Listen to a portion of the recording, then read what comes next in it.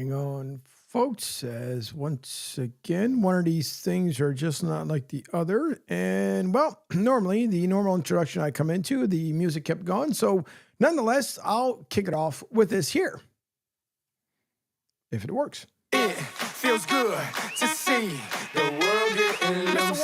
Feels good to see the world getting loose. I don't know about you, Sack Noel. I don't know about you, Phenom. I don't know about you, White Shadow. I don't know about you, but I feel good.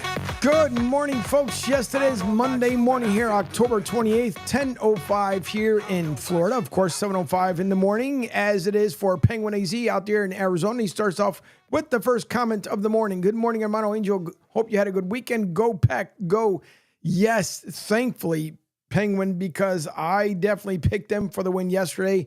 And yes, they were able to pull it off for sure, because that was a nail biter. There were so many games at the end of the day yesterday that were just absolutely insane. Like the last 2 minutes were absolutely mind-blowing towards the very end of it. But nonetheless, thankfully, the teams, hopefully, that you root for and you choose, that they end up doing what they were supposed to have done, which is, well, win. And that's what we're all just hoping for to see, to say at least the least here. But thank you guys. Hold on. Looks like maybe there's something else that's going on here. Let me double check, because we had an issue this morning. And I want to make sure I can hear myself here on the radio, but let me double check to make sure. I can see myself. Oh, on the app. Sorry. Okay. All right. I know what you guys are talking about there. So Gaspam Guy just sent me a message coming in. If you are looking for the show on the app, switch over to Sports Radio, the tab. Switch over to the Sports Radio tab, and you guys will be able to see the show from there.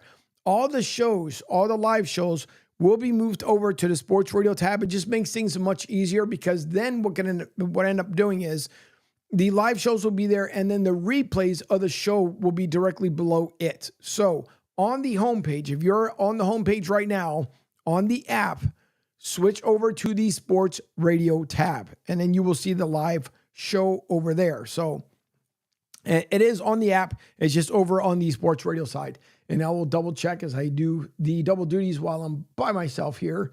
But you guys will be able to see it, and I'm going to double check just to make sure. My producer, I believe, also gave me a thumbs up as well. But give me a second. It's refreshing. Yes, I can see it.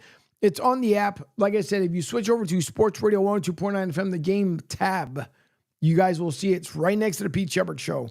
And you guys will be able to see it that way as well. So it is live on the app. But thanks to Gaspam Guy for pointing it out for me, because it's not, like I said, it is not on the homepage.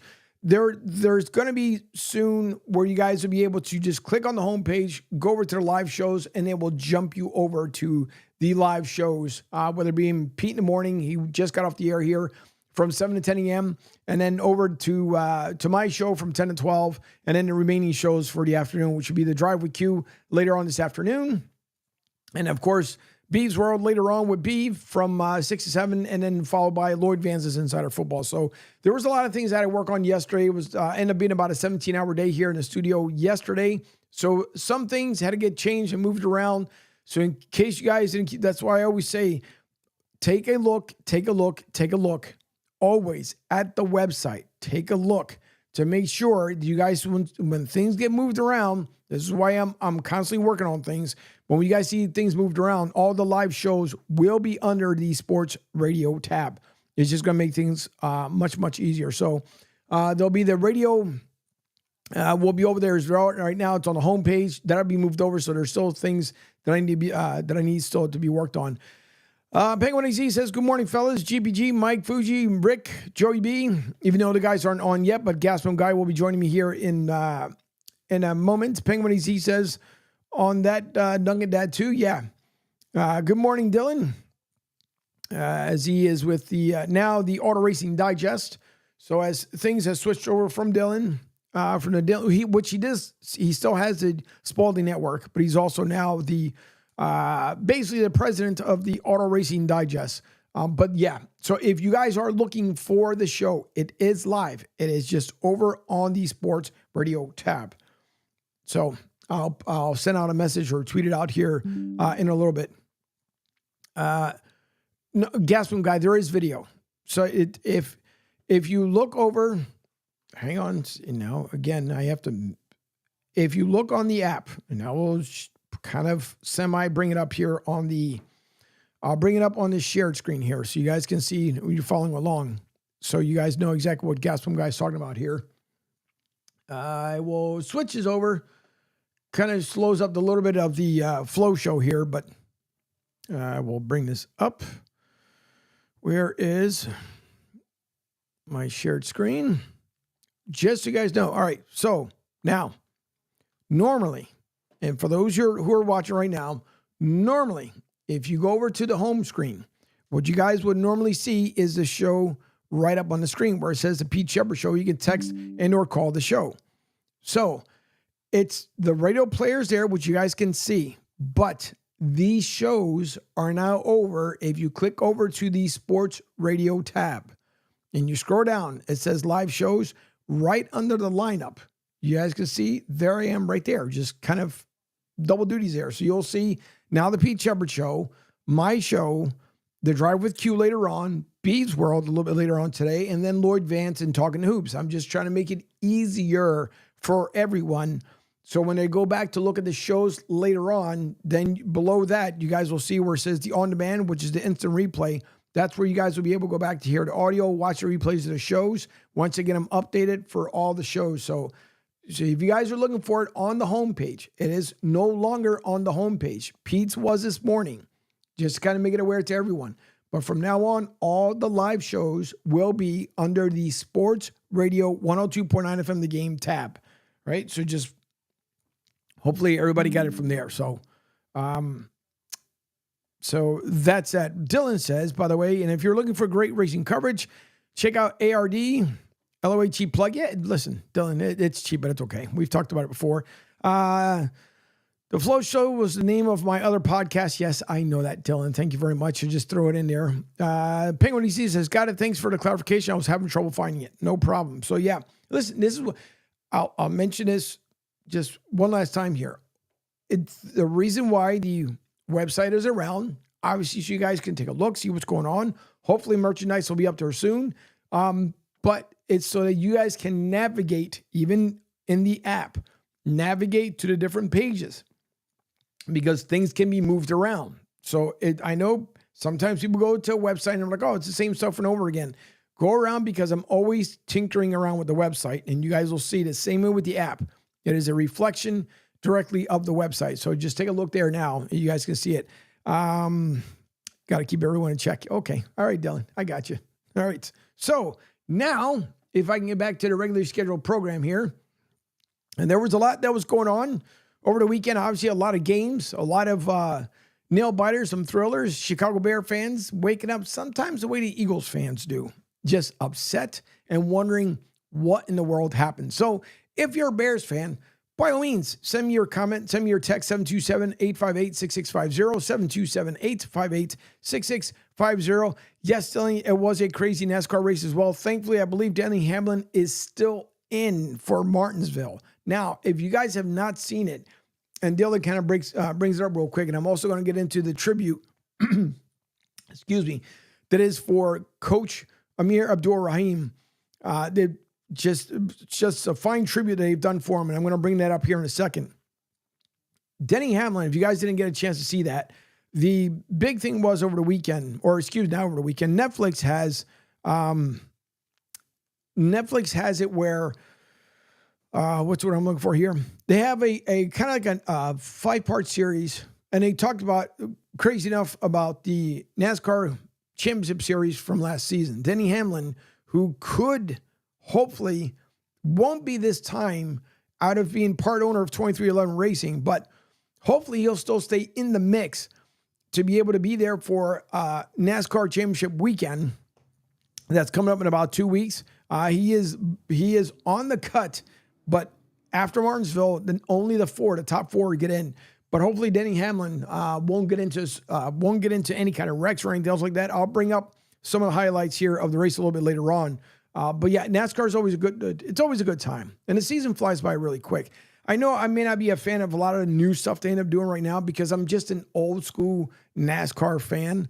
And just certain things I just believe, in my opinion, should stay the same way that it was. I know the NASCAR fans themselves are able to at least voice some of their opinion as well and let NASCAR figure out that, hey, what you guys are doing makes sense, doesn't make sense. But either way, it ends up being well. And my hermano should know that I am on air here, so I don't understand boy, talk about some crazy interruptions this morning. Let me send him a message as well. Because again, I run double... holy mollies, folks. I'm on air. So, don't know what the, must have been something over the weekend. But nonetheless, all right, NASCAR. Good weekend overall. Some of the guys are hanging in there, but if you guys have missed what I was talking about here a second ago, over on Netflix, Netflix does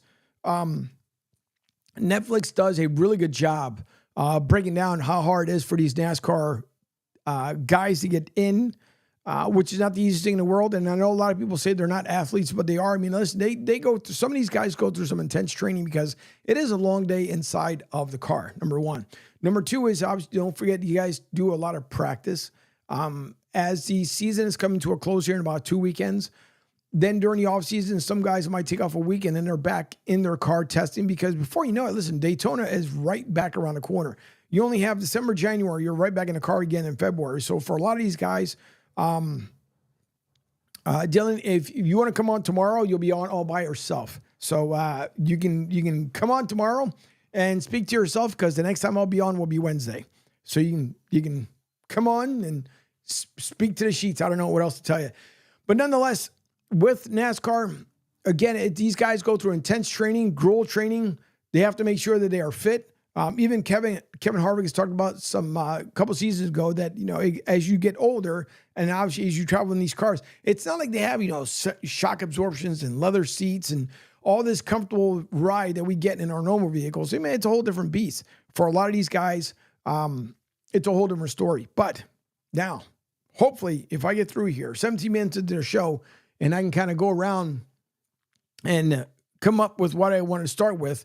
Thank you all, first of all, for tuning in here to Martinez Company. We are live Monday, Wednesday, and Friday from 10 a.m. to 12 p.m. right here on the Coastal Sports Network. Of course, brought to you by Broad Street South, the company that started all. And then also on the Sports Radio app. If you guys have not downloaded the app yet, then I thank those who have. I really do appreciate those. And matter of fact, I will use the notification.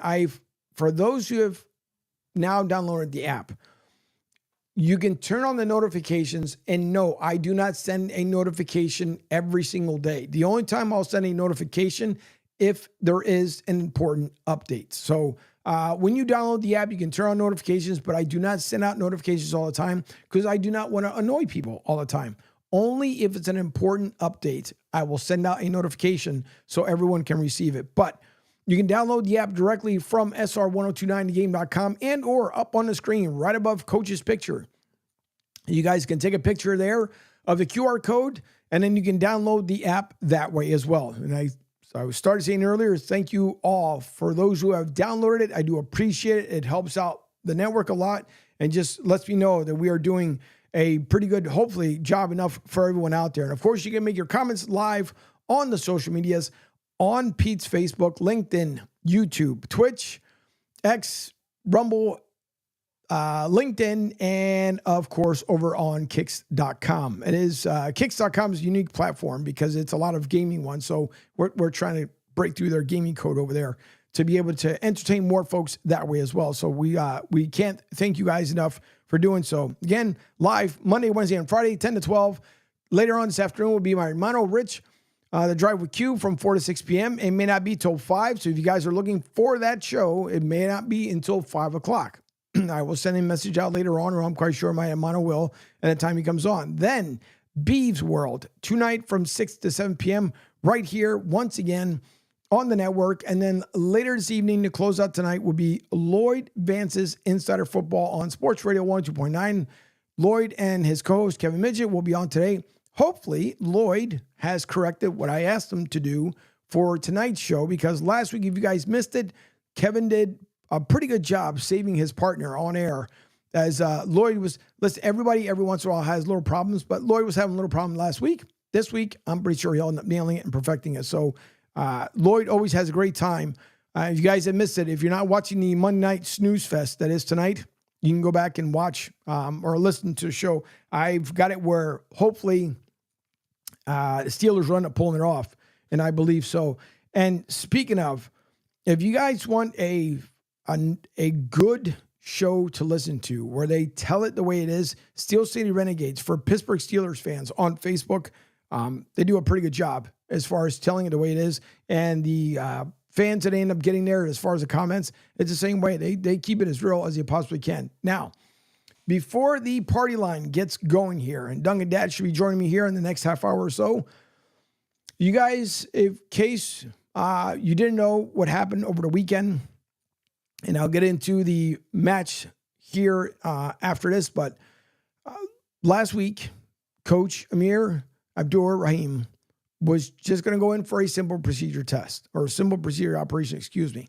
And unfortunately, ended up having complications during the operation and ended up taking away his life. Now, every morning when we wake up, of course, we tell our loved ones, and you know, it's always been said for many, many years that you don't ever want to go upset to bed, right? Meaning that you don't want to have an argument. If you can have, I understand sometimes in the heat of the moment, don't get me wrong, because I used to go through it myself. But thankfully now I don't. I go to bed happy. I may go to bed stressed because of the everyday work I have to do to make this one of the better networks out there. But, you know, we never go to bed upset. It's just, that's not in my mojo anymore. When I lived in Philly, it was a whole different story because you had stress levels under stress levels. And I mean, everything was just absolutely insane in the city. But try not to go up to bed upset, because in the morning, hopefully when we wake up the next day, even if it was the simplest argument, whatever, we made, you know, a big mountain out of a little anthill for the most part. But when you wake up the next morning, you hope that you can make things better. As we all head out to work, even if you're a stay-at-home mom, stay-at-home dad, it doesn't matter. One or the other head off to work. You just want to make sure that you always tell that person that you love them. You can have an argument. You can have whatever you want to. But at the end of the day, you hope you tell that person you love them, because you don't know. Coach, I'm quite sure, went the same way to, you know, where his medical procedure was, and wasn't able to come home to his family so they can embrace him, and then he can carry on with the basketball season. So unfortunately, his life was cut way, way short at the age of 43. But it is amazing to me, the USF Athletic family, yet alone everyone out there who has been groomed and combed by Coach, and how he was so positive and the different things that he's done in his life to make sure he's helped out people. This here is from Michael Kelly, and I'm not too sure that Michael was the one that put the video tribute together, but he acknowledged that it was a wonderful video tribute to a great man. Thank you for all of the love and support that has been pouring into the Abdur-Rahim family and to our USF men's basketball players and staff. Please keep it coming. And a reminder to Bulls Nation that there will be a celebration of life event at the Yingling Center at 11 a.m. on Saturday, November 2nd. And I'm quite sure, besides the not having a dry eye, it's not even going to be a dry eye, I'm quite sure, this week as the season opens up. But come Saturday, it's going to be a humongous celebration. And I would expect it is going to be absolutely insane there for good reasons. But I say that to bring up this. For the USF men's basketball, a great basketball coach, but even better husband, father and son and brother, an overall human being. This is a tribute video that was put out there to Coach. I have seen the video, but I waited to hear the video with everyone here. And again, for those who did not know, Coach passed away at a young age of 43. And we can only attribute the entire season coming up to Coach, because that's the way I'm quite sure he would want it. So here is the tribute video to Coach Rahim. Coach, it's an honor. Your personality, your character, your competence, your passion, is so easy to see the first time that someone meets you. What an amazing opportunity it is to be your head coach. I view the responsibility that comes with being the head coach here as a privilege. As your head coach, I will represent this university, this program, and this community at the highest level. I promise it will not be a day you'll be cheated with me as your head coach. So let's give it up for Coach Amir, the first They gave this to me, I'm giving it right back to them, all right? Because without their leadership, without their vision, and believing in what I see and what I saw, we could become here in South Florida, all right? I wouldn't be here. So this ball is you guys. Just so you know, he gon' cramp with this tempo. This ain't the same old South Florida, my brother, so you better get them electrolytes ready. Bulls Nation, Bulls Nation, Bulls Nation, Bulls Nation. We get hype. And I hope your day is off to a great start. If it's not about what happens, but how you respond. Thank you for believing in our vision for USF basketball.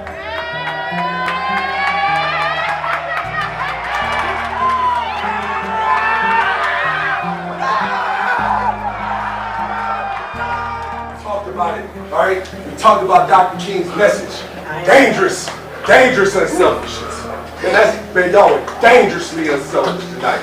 Man, I'm so proud of you guys, all right? What you're building, right? What you're building, guys, man, is a fortitude that nothing shakes you.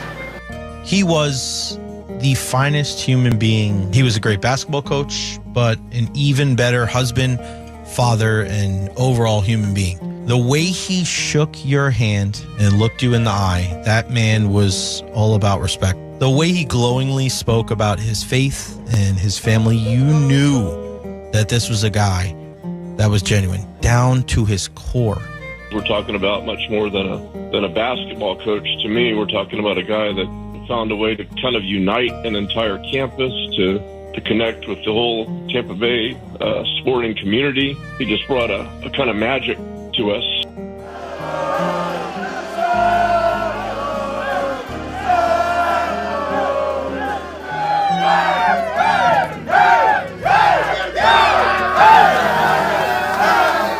To God be the glory, guys. To God be the glory, okay?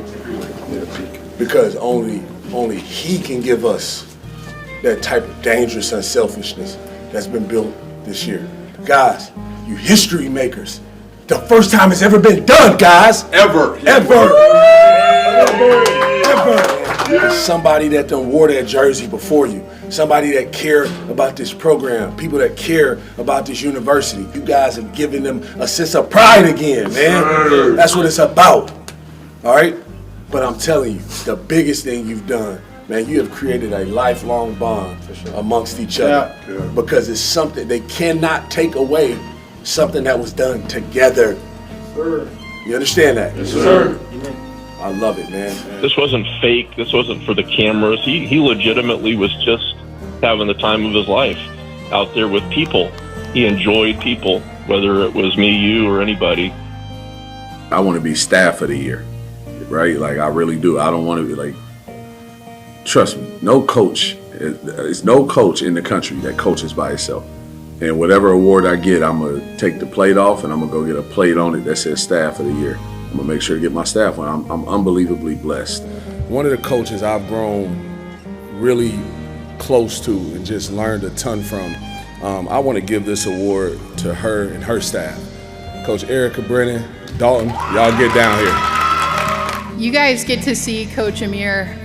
Some of you get to see him from a little bit closer, a little bit further away, but who he is out in the public is 150,000 times more authentic behind closed doors. Your friendship, Coach, has meant the world to me this year. Guys, I don't need a piece of net or a ring to tell me I'm a good coach. It's just great to see growth in young people, man. When they start to see themselves as more than just basketball players, when they start to see themselves as men, that tells me right there. You know, these guys get to learn life through a game. Man, coach, man, there ain't nothing like climbing up on that ladder, man, cutting that net down. Cutting down nets are fun, man. Wait till you hold your son or your daughter for the first time. You know, wait till you meet that girl that makes you a better man, that pushes you to be better, man, and that's when it gets fun. That's the fun part. when that day comes, and it's going to come, I asked them, Kay, you afraid of heights? Because you're going to have to get up on that ladder one day to cut down those nets. Go Bulls.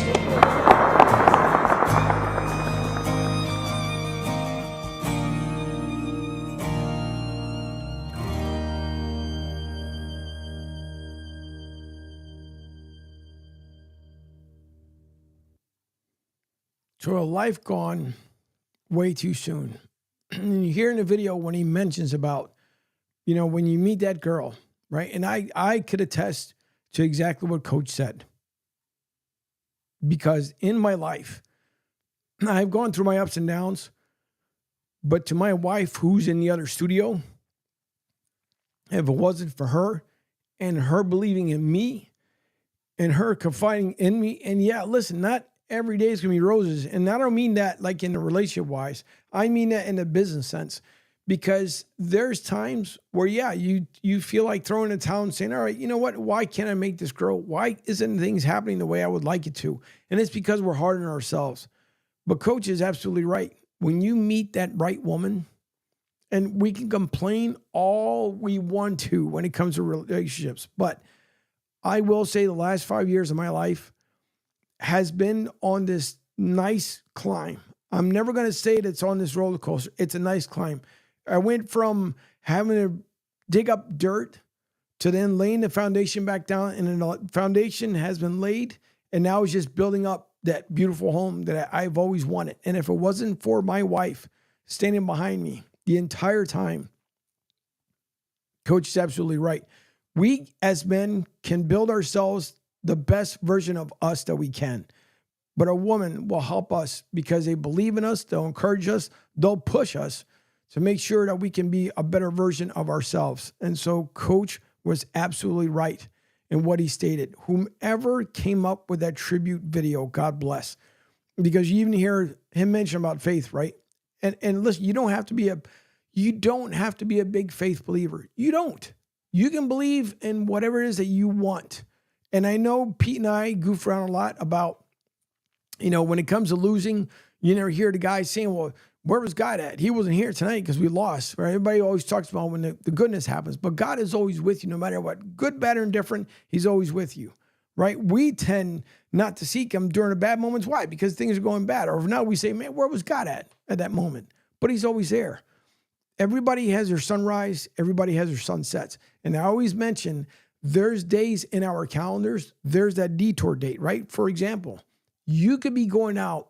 I'll use this week as an example. You can be going out to an innocent Halloween party, knowing you're going to a good friend's house or you're going to a favorite bar that you go to, whatever the case may be. But that one accident, that one incident that you're able to walk away from is that detour date, because God knows the day you were supposed to be born. And he also knows when it's that final sunset. I hope for all of us and everyone that's listening that time is not anytime soon. I've got a really good group of friends that I've been very fortunate with. Rick Marcus, very good friend here locally. The same way, as much as I like to have fun and make fun of Dylan, Dylan has become a very good, solid friend. Penguin AZ, who I've not met, Joey B.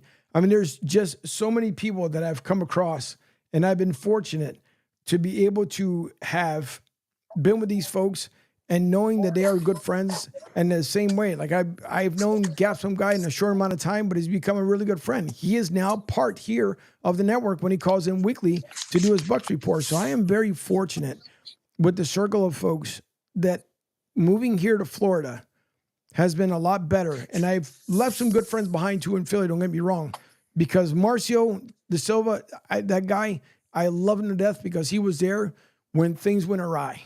And another good friend of mine, Lily, she was, absolute great friend. But if it wasn't for that lady over at Studio B, Coach is right. A woman will always bring the better version of you as long as you meet the right person. So thanks to whomever put out that tribute video, that was absolutely amazing. And I'm quite sure coming November 2nd, it will be shown again. So it's going to be, it's just going to be something. That's all I got to say. It's going to be something. And I just hope that everyone's able to come out to the England Center, celebrate Coach's life, and just let him know that he's always going to be well-loved, well-received, and the entire season, just like the entire broadcast from Friday, the same way the entire broadcast throughout the rest of the basketball season will be dedicated to Coach Raheem. All right, switching gears. And speaking about a good friend, which is on the line right now, Penguin AZ, by the way, says, much love, Angel. I have talked and met great people here that are now friends, and it's true. Penguin AZ, listen, the guy, he gets up extra early. He's over on the West Coast. He doesn't have to get up early to listen to Pete or myself or anybody else, but he does it because why? Because we've shared a common bond. We've had a lot of fun. I've been able to speak to him a couple times here on the phone, and we always have a great time. You know, our conversations sometimes go lengthy, but if we didn't appreciate each other's company, then it would be a short conversation. But I appreciate everyone the same way.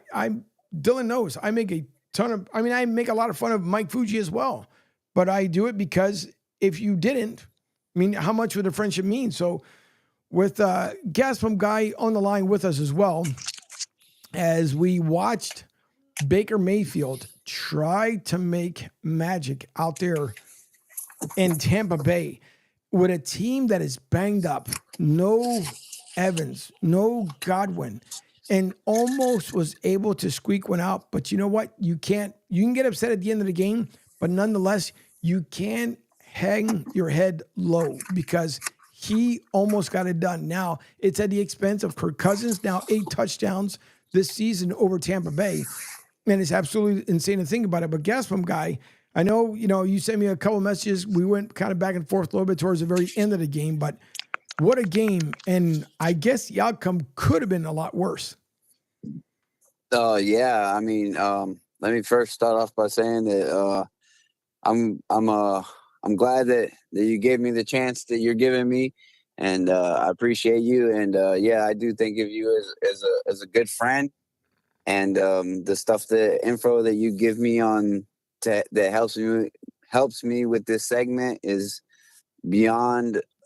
I don't know. I just really appreciate everything you've done for me, Angel, and hopefully we can keep this going and make this network what it needs to be.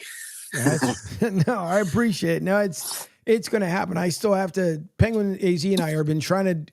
We've been trying to come up with a soccer segment one way or the other. The tough part is because of the 3-hour difference in the lineup of shows here, we're going to get it together because Penguin AZ, he's a blast to talk to on the phone. He will definitely keep your interest and he'll make you laugh the entire time. But we are somehow or another, we're trying to put a soccer segment together and we hope to do it hopefully sometime soon.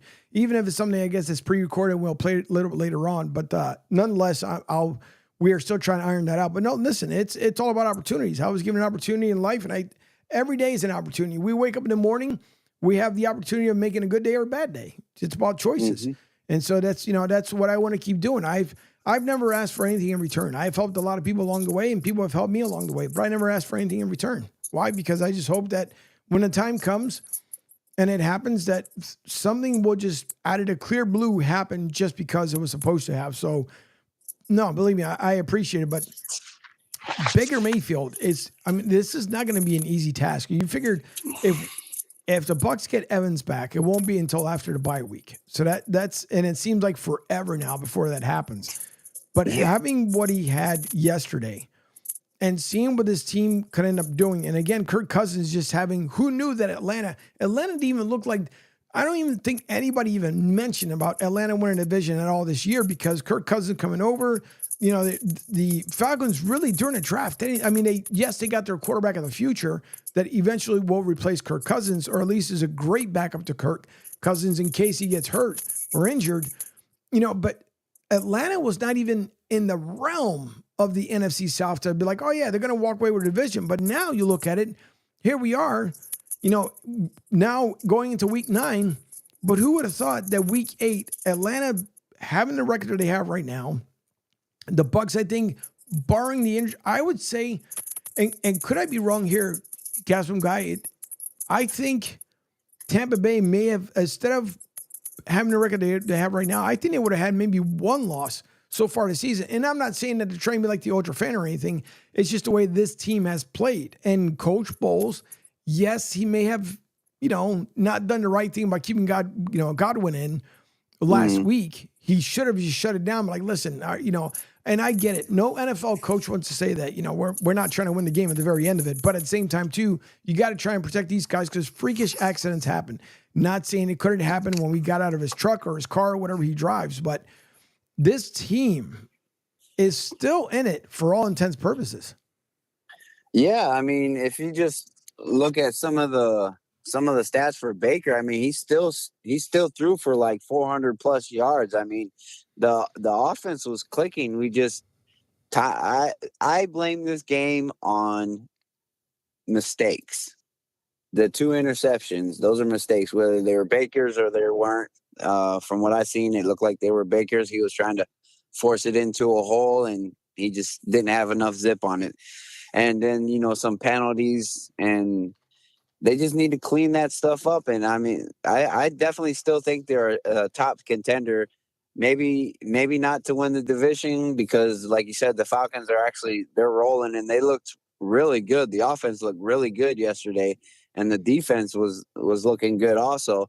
They had a few injuries, so we'll have to see how that plays out. But yeah, I think that the Bucs, they could possibly get a wild card, and that when it comes to the Super Bowl, if you got to make it to the playoffs to be able to get to the final dance.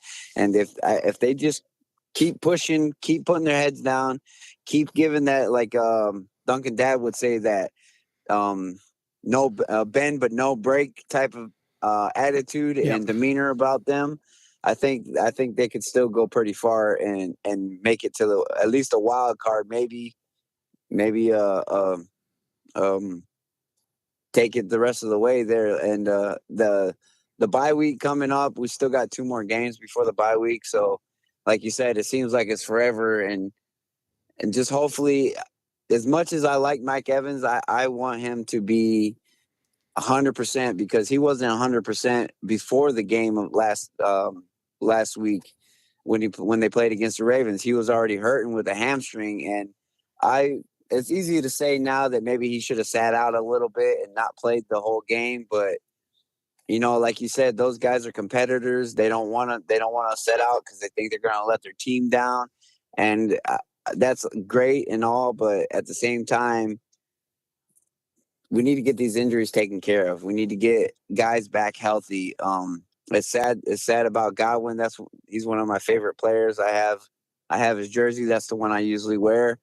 And we're going to miss him on the field, but Cade Otton, I mean, he came out of nowhere yesterday. And the game before that against the Ravens when Godwin went down. I mean, that guy, he just showed up and he said, okay, I'm ready to play. And he definitely showed that he deserves to be in that spot, on the tight end spot. And I think they can use him a little more and more of the Godwin type plays. And Rashad White, he did phenomenal. We got the 3 backs back there. The run game looked really good. And so, yeah, I think if we can just hone it in a little bit and get Trey Palmer and the other guy, the other rookie, what's his name? McMillan. If we can get those guys honed in and comfortable, I think we do have a really good shot of making it to the playoffs or the wild card at least. And I mean, that's all you could ask for at this point in time with the injuries that we have, and we'll just see how it goes from there. I mean, you never know. No, I listen. I agree. You're making all good, valid points because it's true. I mean, right now, truthfully, I mean, if you look at it, and I know a lot of people have to say, well, it's up to the team to lose, and truthfully, it is for the Bucs to lose. I mean, unless Todd Bowles, and we hope not. We've seen sillier things happen here in the Bay, but we hope. Listen, Todd Bowles, I think it's after, and I'm going to say he's. What do we leave him? I think we left him last on at a 5 on the hot seat. Yeah. I think in him, and I'm still going to leave him there. I'm going to leave him at a 5. And just in my own valid opinion, yes, was it a crucial mistake that he did a week prior in week 7? Sure. Does he kick himself in the butt for it? I'm also quite certain that he has. But again, everybody learns from the mistakes. I don't care how good you are, how bad you are, or how indifferent you can end up being. That's how you learn. As a head coach, you're going to learn the same exact way. You always learn from your mistakes. Unfortunately, you don't want to keep making the same mistake over and over again because you're going to, put your team in a really bad situation. But both sides of the ball for the Bucks right now are banged up. The good thing is they have a late bye. So some of these guys that are still kind of nursing themselves, like Vita Vea, to be able to come back at 100%, because if you make that playoff push, everybody knows, right? It's one and done in the playoffs. It's not like, it's not a best of 3, not like baseball. It's not a best of 5. It's not a best of 7. It's one game, one and you're done. The same way you take a look at yesterday at Kansas City. Kansas City continues, and they're banged up, but they find ways to win because it's that next man mentality. Now, people can say, well, it was against the Raiders, but nonetheless, they're still, the last time they lost was against the Raiders at Christmas. And now I'm pretty sure Kansas City feels good because they had just won there at Allegiant Stadium back in February. Now you go back there and play the Raiders. It's almost like winning the Super Bowl twice in 1 year. Grant, again, I'm being very facetious because it is the Raiders, but the Raiders are also in rebuild mode. And who knows what's going to happen, because supposedly, there was, I forget again the general's name, and I know I'm kind of going around to a couple different games and coming back to the Bucks, but the one gentleman, I forgot what his name was, but he had said, I got from a very reliable source that 48 hours from now, Gerard Mayo is going to be let go. Really? Because I saw him yesterday, and they beat the Jets. I don't see, and I don't think, and I even mentioned it on Friday's show, I don't see Robert Kraft just letting a head coach go. It's never been, from what I remember, and I even living up in New England, I've never seen it where he's let a head coach go during the regular season. Now, granted, the Jets are just a mess. So is Aaron Rodgers. This whole thing about I went into the darkness. You have to embrace the darkness. Listen, dude, shut up. It's at the point now where everyone's just getting tired of Aaron Rodgers and the nonsense he keeps spewing and whatever. It's Aaron Rodgers. He can, I guess, say and do whatever hell he wants. But it gets to be annoying when it comes to him. But again, we wouldn't expect any different when it comes to said Rodgers. But I get tired of their nonsense. But the one jump, and I'm pretty sure he's going to have to go back and let everybody know that, whoever his source was, obviously was not a good source, because if that was the case, then, Coach Mayo would have been gone. But Pete was happy. So are, I'm pretty sure, New England fans were extremely happy with the win, especially when you're going against Aaron Rodgers. Makes you feel good, other than Drake May obviously getting injured. That might have been a highlight that no one wanted. But again, I don't know when these guys are going to stop with the whole leading in the helmet. I just want to know when is it going to be enough for the league to turn around and say, all right, listen, guys, enough with the helmet thing. Either we're going to learn, or we're going to have to just put out either heavier fines for that matter. So I'm waiting to see what they're going to do. If they're going to fine them, if they're not, who the hell knows? The same way, come to, who was it?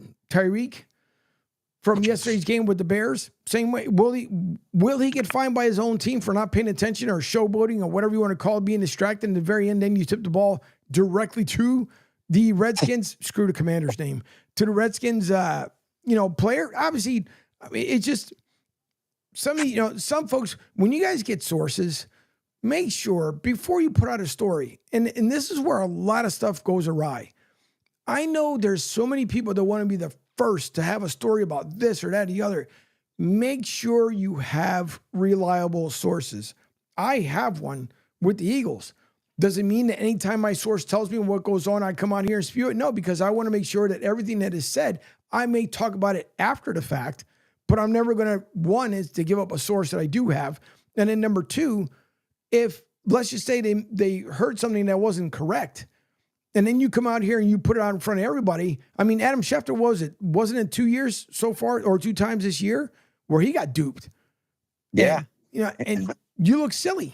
You just look absolutely silly. But the Bucs right now, I will still say it is the Bucs division, but they're going to have to battle a lot. We all thought it was probably going to be New Orleans that would end up having the battle with Tampa Bay for the NFC South.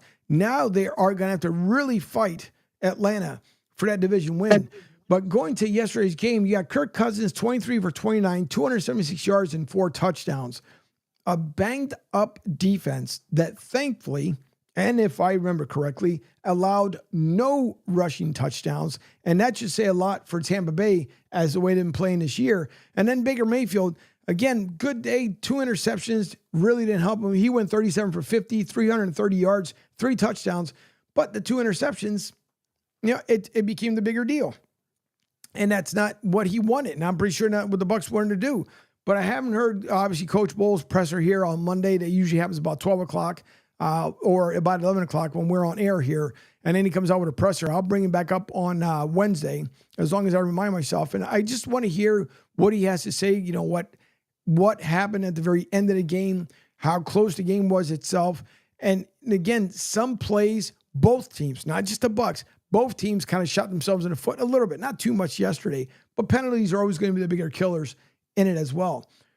Good thing was, though, was unfortunately not a rushing touchdown either for Tampa Bay, but Bucky Irving, 44 yards with 9 carries, which I know they tossed the ball around a little bit, but I'm almost kind of surprised that Bucky didn't break one yesterday, Gaspam Guy, for at least, I don't know, let's say a 29, 30-yard touchdown run, but it was hard to get the run game off Atlanta.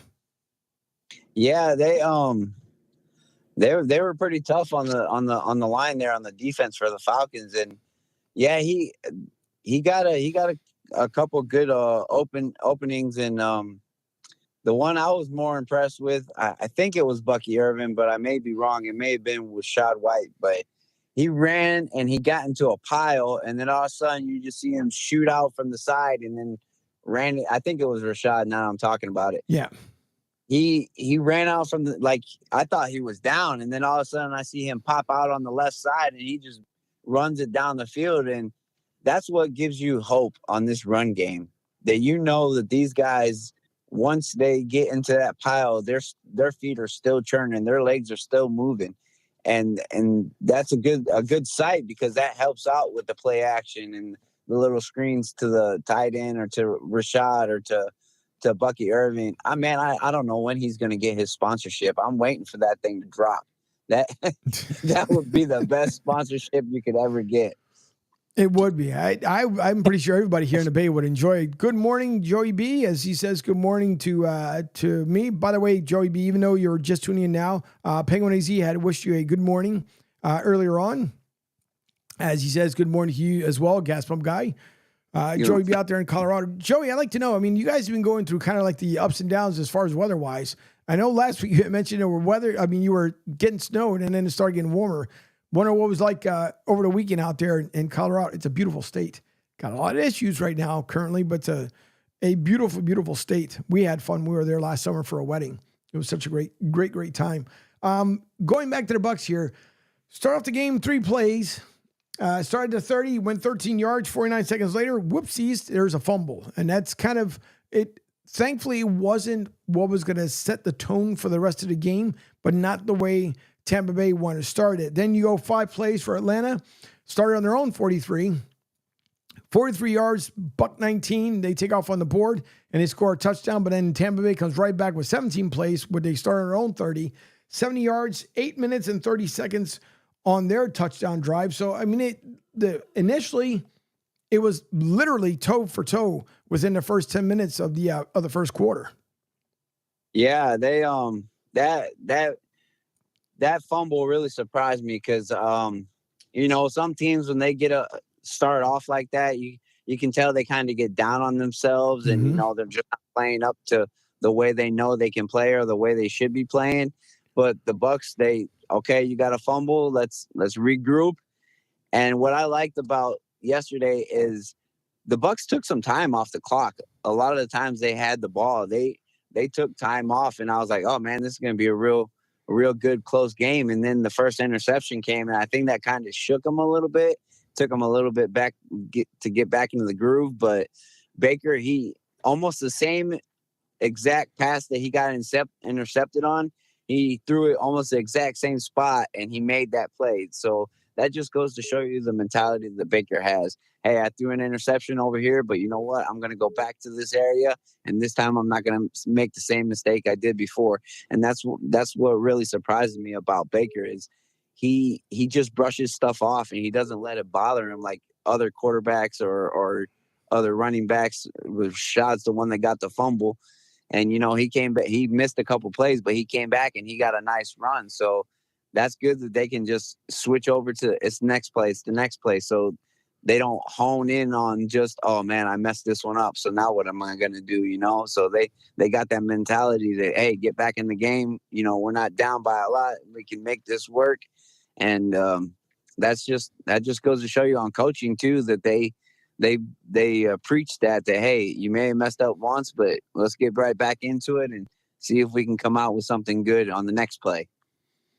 Indeed, I'm not too sure if Fuji. I don't know if you were calling in. If you can call back. Sorry, I wasn't able to pick up the phone here on time. I also have to make sure that I sent this out because if Duncan Dad is watching right now, as I set up the new studio, the old link may not have worked, so I'm going to send him one here temporarily. I'm just taking a wild guess because I know he was saying he was running around and he was going to join me, but I want to make sure that that he's able to get in. So let me send something as, again, I play executive producer and host and everything else at the same time here.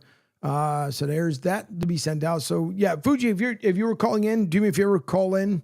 It might have been Duncan Dan, I'm not too sure, but hopefully, Duncan, if you're listening, just there's a new link I sent you so you can tune in. I'm going to get back to your comment here momentarily. Joey B says there was 8 degrees this weekend, 2 inches of snow expected on Wednesday. Oh, man. Yeah, I do not miss it. I swear I do not miss the cold. I don't miss the friggin' snow. Rick says Joey B with another win with Denver. Yep, we'll get into that shortly, along with the wins, losses here for the week. And then Joey B says the Broncos schedule sets up for a 500 season for Nix and Peyton. Bo Nix, I think a lot of people either surprised or not surprised of the way the season's working out for Denver. Bo Nix looks good. He looks really good at the moment, at least. Also, Broncos actually surprising Rick. And then Joey B follows up with good defense here in Denver. That covers up a lot of offensive struggles with rookie quarterback. Yep. And then Joey B says, Angel juggles more balls, at this show than a circus clown. Yeah, well, when you're all alone, that's what ends up happening here. Rick says, if Cleveland can beat the Ravens, why can't the Broncos? That's true. That game blew my mind yesterday. I mean, holy crap. This is why the last 2 minutes, what was it? The Green Bay game, Ravens game, and definitely the Bears, Redskins game. Holy mollies, man. That was, what an ending to the NFL week yesterday. And then all of us end up picking, not all of us. Let me see. Except for Rick. Rick was the only one, I believe, that went with Dallas. Although I could have, because he's at UGG, but, I mean, he's the only one because everybody else went with San Fran. So that was a win for the gang here. Then another win that pretty much went across the board, except for Jay, who will be on later on, was with Green Bay as they pulled it off with the field goal at the end of the game. And then Rick and Penguin AZ went with the Redskins. They ended up winning. We lost, myself, you, and Fuji, along with Jay for the Chicago game. And then you had San Fran, which almost, again, I just mentioned was a clean sweep, except for Rick. And then you had the Arizona-Miami game, which, boy, oh boy. Yeah, that's another one where Arizona comes back and wins it with a freaking field goal at the very end of the game. That was part of that 2-minute mix on yesterday's game. So Penguin AZ was the only one that actually went with the Cardinals, so he pulls off the win there. The rest of us took the L. And then you had the Denver-Carolina game. That was a clean sweep across the board for with Denver. And then Cincy and the Eagles, the only one that went with the Bengals was Jay. Everybody else. So we actually had a pretty good weekend overall. As far as our weekly picks, not bad for week 8. I picked the Commanders also, and I picked Cincy also. Oh, that's right. I forgot. I picked Bay, Arizona, Washington, Broncos, San Francisco, and Cincy. Yep, I forgot to write it down on a sheet. I do have it on the text, but I forgot to put it down on her sheet. But yeah, it was. Well, listen. Again, it's all about the X's and O's. Unfortunately, at the end of it. But some people end up having a good weekend. Some of us didn't. Thank God I'm not a betting man because I lose every single time. Joey B says, Jameis Winston beating Lamar Jackson. Who did that on their betting board this weekend, which is absolutely crazy. And then Rick follows up with Winston teaming over with Eminem soon. Yeah. Oh, by the way, who was that? Was that, I think Rick is right because it wasn't, I'm pretty sure it was Jameis Winston had referenced Eminem, and I want to say like Eminem and God both in the same lyrics, which is absolutely crazy. But listen, Jameis Winston, you and I talked about this, Gas Pump Guy, that Miami, when they had the opportunity of waiting until Tua to come back, should have called, and maybe they would have been having a better record than they have right now. But Cleveland hung on to him because they figured in case their massage guy went down, which is Deshaun Watson, if he ended up going down, then unfortunately, if he ended up going down, then they knew that they had themselves a solid backup. So right now, Jameis Winston, I mean, who knows? I think come next year, there's going to be a team. And I don't think, unless Cleveland decides to part ways with Deshaun Watson, then I can see Jameis Winston staying there. But I think there's going to be another team that might end up pulling up his services. You know, and I mean, you got a couple right now. Dallas, you might be looking. I'm just saying, you guys need a new owner. But I was all about Dak getting paid the first time around. This second time, I was not a fan of him getting paid. Not saying that he doesn't want Dallas fans. I don't want you guys attacking me. I'm just saying that he said to you guys, now that he got paid, let's go win a Super Bowl. How's that working out? And I will also put it because my Eagles are not that far away either. I said to Pete, it went from a cute win to a nice win, but I'm not on this whole thing where I'm going to turn around and give high praise to everyone on the Eagles organization because, again, they still have issues to deal with. Now, on the line, I'm not too sure if he's calling from the basement, will be Mike Fuji, all the way out from Philadelphia, Pennsylvania. Fuji, is that you? Yes, sir. Happy Victory Monday. Good morning, everyone. Good morning, Gas Pump Guy. Angel, how are you? Good morning, dude. Let's just baby steps. Let's feed off of this win. You know, I don't want to say we're out of the woods yet, but you know, these victories, you know, the last couple weeks have gone the Eagles' favor. I think, you know, as I said, baby steps, but I think, you know, let's build from this and let's keep the train moving. Angel, how the hell are you? I'm good, but listen, again, I'm not gonna, not that I'm okay. Let me put this way: I'm not either on the bandwagon because everybody knows I've been an Eagles fan all my life, just like Fuji. Difference is this team is really pissing me off as of late, especially from last season. I am not like some folks where they like to ride that wagon, jump off, and then ride the wagon again. No, I'm just absolutely friggin' honest when it comes to this team. Until they learn how to get all their crap together, then I will say that I'll go back to giving Nick his flowers. But right now, Nick doesn't deserve anything at this point because you still have to earn not only the Philly faithful's trust, it's to have the trust of your team. If you were able to pull off a win for the week, but it's not something that's, you know, beyond victorious. So I just that's the way I'm feeling right now when it comes to him because Nick is not impressing me, period. He's not. It's against a Cincy team where the QB, you know, Joey Burrow should have been a lot friggin' better, but he wasn't. But Cincinnati's going through their own growing pains along with their own injuries. By the way, Joey B says, Fuji, sounding positive. Somebody's got you because this team is freaking driving me bananas. And Penguin AC says, good morning, fellas. Martinez Company. I am 15 minutes behind. Dang customers here at work. It's okay. It happens. But Fuji, before I let you answer that, I do have to make sure the bills get paid around here. It is the top of the hour here on Martinez Company. I'm Angel Martinez, the host at Coastal Sports Network, Sports Radio 102.9 FM, The Game in Broad Street South, where it all got started. We're going to take a very quick break to pay a couple bills. When we'll come back, I'm going to get Fuji's thoughts. Hopefully Duncan Dow will join us here momentarily. If not, it's no big deal. And towards the end of the show, I'll end up replaying Coach Raheem's tribute video because whomever did that did an excellent job. And also, if I go back, I want to play that one video that I got this morning from a Bears fan who was just not happy. You think Philly's bad. Bears fans, man, you guys are ready really to jump out of the windows no matter what. So we're going to take a quick break. We'll be back in probably less than 2 minutes. You are listening to Martinez Company here live on Sports Radio 102.9 FM The Game. We'll be right back. Hi, folks. This is Gerard Moynihan of Moynihan Lumber, and I would like you to know that our company has been selling Anderson windows for over 60 years. See the complete line of Anderson windows at any of our 3 locations in North Reading, Beverly, or in Plastown, New Hampshire, or at MoynihanLumber.com. What's up, Southwest Florida? Jimmy the Beef Guy here. Fort Myers, we answered your call. We're pumped to announce the opening of our second location. It's on 41 just north of the Edison Mall. And guys, nothing's changed here. The beef, the sausage, the breaded steak, our Maxwell Polish. Now serving you in 2 locations, Fort Myers and Bonita Springs. And don't forget, if you're having a party, check out our catering menu. Hey guys, when you're at the counter, don't call it gardenia. It's pronounced Jardiniere. Phil Castanetti Sports World in Saugus, Massachusetts is New England's place to buy or sell the finest in sports memorabilia. For over 35 years, Sports World has offered the finest in sports collectibles. Last month, you might remember Tim Thomas, legendary Bruins goalie, returned on October 5th. What a turnout it was. And now a new event coming up. On Saturday, November 30th, it's Willie O'Ree. Yes, the original Jackie Robinson of the National Hockey League. He'll be signing autographs to the public, $25 each. There'll be photos, pucks, and cards available.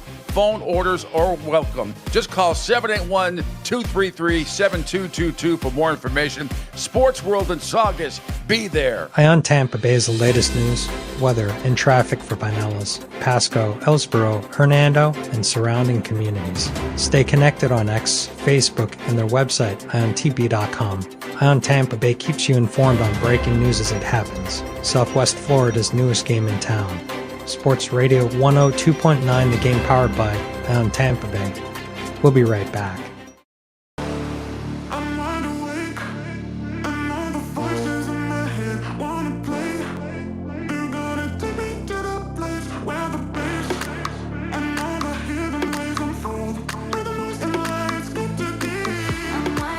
Welcome back. Hopefully everyone out there is wide awake as well. You're listening to Martinez Company here live at the Coastal Sports Network, Sports Radio 102.9 FM, the game, and brought to you by Broad Street South, the company that started all back in 2020. Yes, when everybody was getting COVID, Fuji and I were just goofing around, having fun as we were spitting to each other over the microphones and everything else as we all enjoyed ourselves back in 2020. 4 years later, going on season number 5 now here for the network. It's been growing. We appreciate everyone who tunes in. And in case you missed the announcement earlier, if you have the app and you are looking for us on the homepage where we normally are, go over to the Sports Radio 102.9 FM, the game tab, and you will see the live show from there. There was things, and this is why I always say, if you guys are paying attention to the website, you will see the different changes. But you can also visit our website at sr1029thegame.com, and you can download the app while you're there. And also you can text or call into the show at 727-858-6650. 727-858-6650 as we have the party line here going on this Monday, 11:07 here on the East Coast. It is about, 81 degrees here in Florida. Nice and toasty for us. I'm pretty sure the same way down there at in Fort Myers. But Fuji, what say you about this game? Do you feel that Nick has somewhat earned some of the Philly faithful back? I would say, yeah, but it's, Jalen and the team are the ones that, went out and took care of business. I mean, they, getting back to yesterday, the Bengals just dominated that first quarter, like 10, 11 minutes. It's like the Eagles' first couple possessions were just horrific, but, going into the, he came out in the second half and, just like Hurts just took over the game. He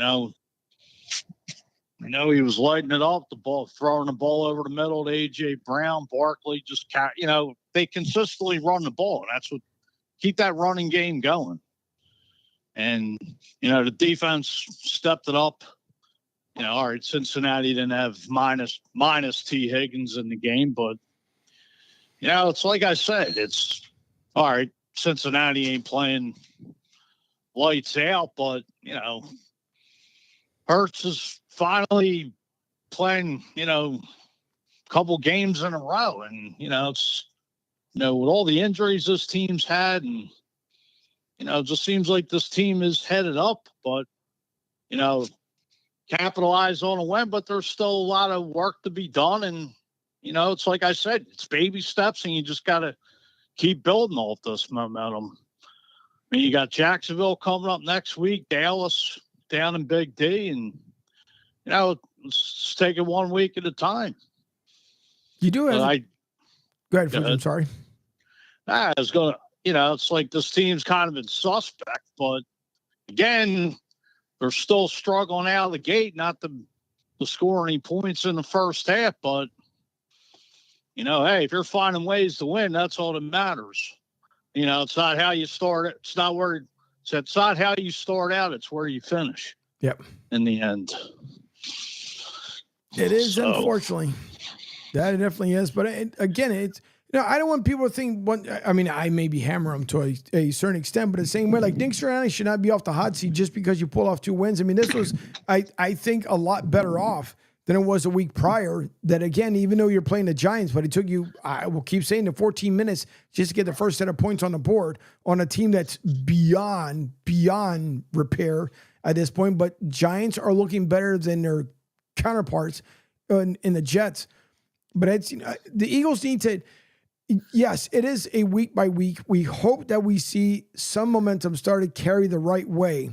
Again, it is the division for the Eagles to lose, as the Redskins proved yesterday with that Hail Mary pass to be able to win at the very end. And again, I think it was Tyree Johnson.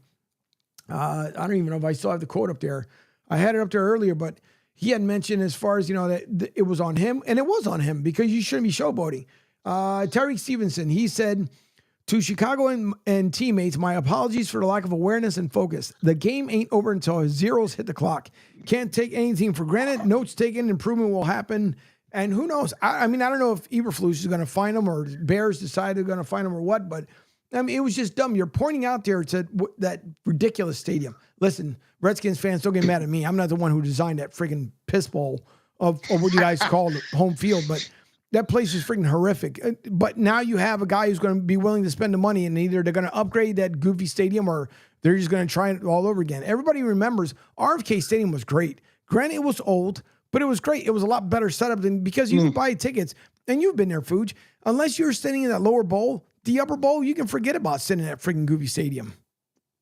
Well, RFK Stadium was kind of like, I think that was built like, Veteran Stadium, Three Rivers, Riverfront, the cookie cutter. I mean, now FedEx Field, I mean, first of all, I've been there about 3 or 4 times, and that place is just, as you said, I mean, I've sat up top, and it's probably one of the worst stadiums in the league. I mean, it's outdated.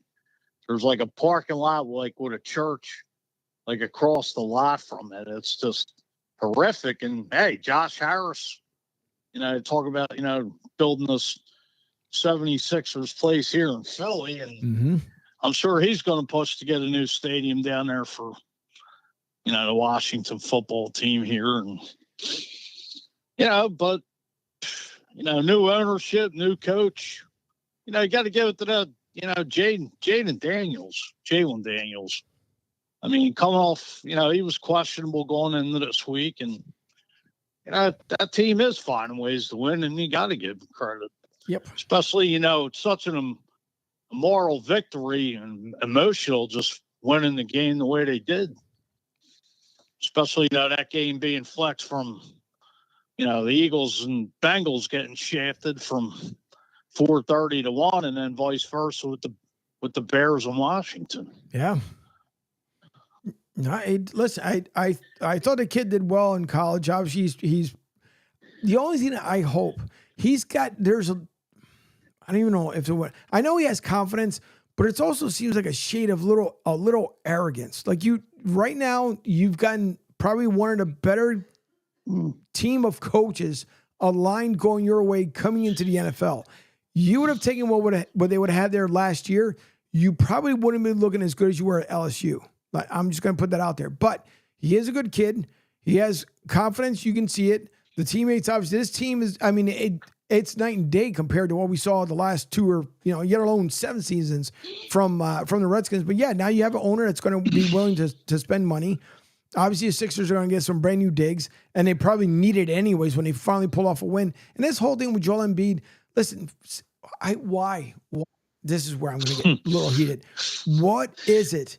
What on God's green earth is it with this organization, with the Sixers, and then you decide you want to give Joel Embiid some freaking money once again, and listen, whatever, that's on them.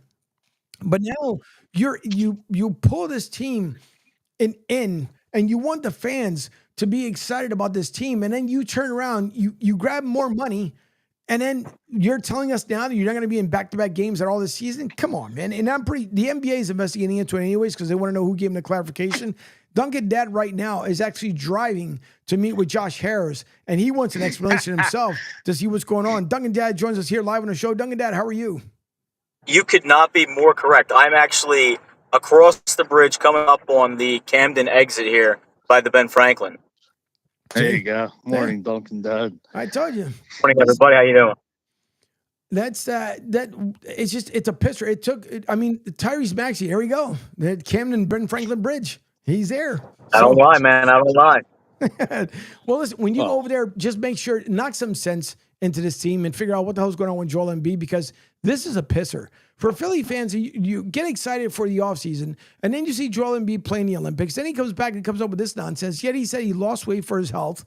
And, it's like, I'm tired of hearing the process. Stop it with the process. Mm-hmm. The process has been here and it's been gone. And I don't know how much longer everybody's going to take this nonsense when it comes to get out of here with this garbage. The process this. Enough of the nonsense. Process is dead. It is. It is absolutely freaking dead. Duncan Dad, we got into some conversation here earlier with Mike Fuji, of course, calling in weekly as well with the Eagles report. But your thoughts on Nick Sirianni? Are the fans now? Did he earn a little bit of respect from Eagles fans, or like me, we're still waiting to see if the proof is in the pudding?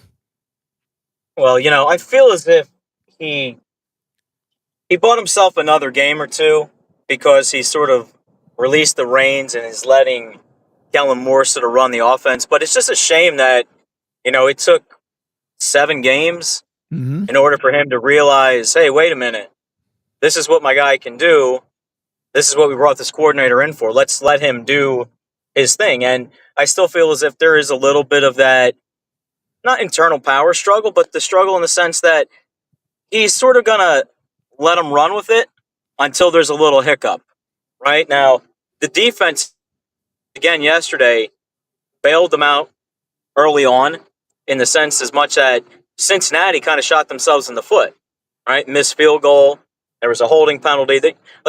It could have turned a different way. The halftime score could have been favoring Cincinnati a little bit more than what it actually ran into. So does he get credit? Yeah, I guess he gets credit because he's the coach and he finally let himself let go a little bit. But listen to the radio, the airwaves this morning over here in Philly, same stuff. They're sort of like, jury's still out on this guy. For me, I'm in the same boat with you. It's just going to come to a point where we need a critical call made by the coach where it's going to fall solely on him. And my confidence meter is at 35% with this guy. See, Pooch. So I'm not the only one here. By the way, Rick says, a couple of things. Joey B says that I think since his coaching job might be open after the season, and I would 100% agree with that one. Rick says, which coach or coaches are on the hot seat mostly after this week? Is it the Cowboys lose to Atlanta this week? Is it time for McCarthy to go? And by the way, as Rick says, good morning to Duncan Dad. Now, and I don't want to jinx this. Fuji, are you listening? Yeah, I'm here. Okay.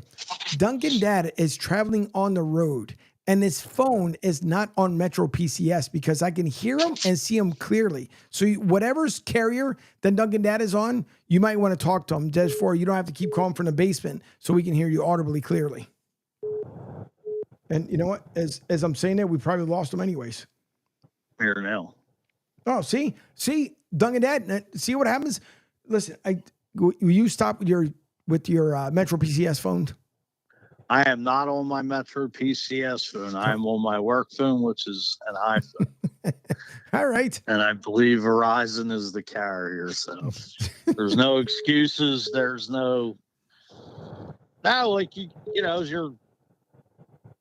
the jury's still out on Sirianni. I'm not putting the guy being the Eagles' best coach in history. Like I said, I'm the one that said Jalen and this team went out and took care of business yesterday.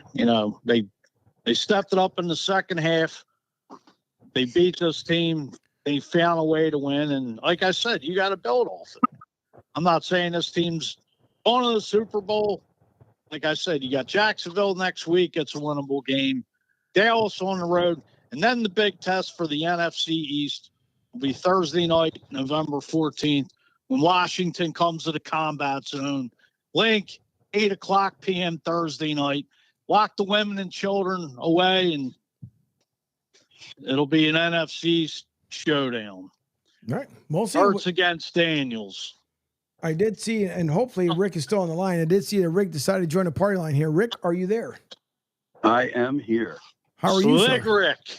Hey, Mike, can you get me a deal with Metro PCS? Sure, I definitely can.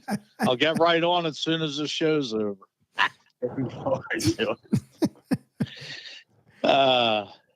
Rick, first of all, how was your weekend? And then the second thing is, too, how are things shaping up there? I know there were some repairs to be done at Tampa International, but how's it like out at the airport? The airport is in good shape here in Tampa. I think the brunt of the storm actually messed up a lot of things at Sarasota. Yeah, I did see that. There was a ton of damage there, but hopefully, as things get back on the line here, I'm hoping that things will get better, little by little in the region. I mean, this was devastating what ended up happening here, and we're hoping listen, hold on for a second. Dunkin' Dad just flashed up his Dunkin' Donuts. Now, it'd be great. He keeps sending me. Listen, folks. Anyone that would like to send us a box of actual fresh coffee here to the studio, we would appreciate it, because Dunkin' Dad, every week he sends me his empty cylinders, his empty pods, and he sends me his coffee grinds. And I'm tired of getting empty stuff. So, but it's okay. I'll deal with it when he gets down here in Florida. But of course, I say that in jest. But no, by the way, that looked like a pretty good donut you had this morning, Dunkin' Dad. I'm assuming you finished it by now.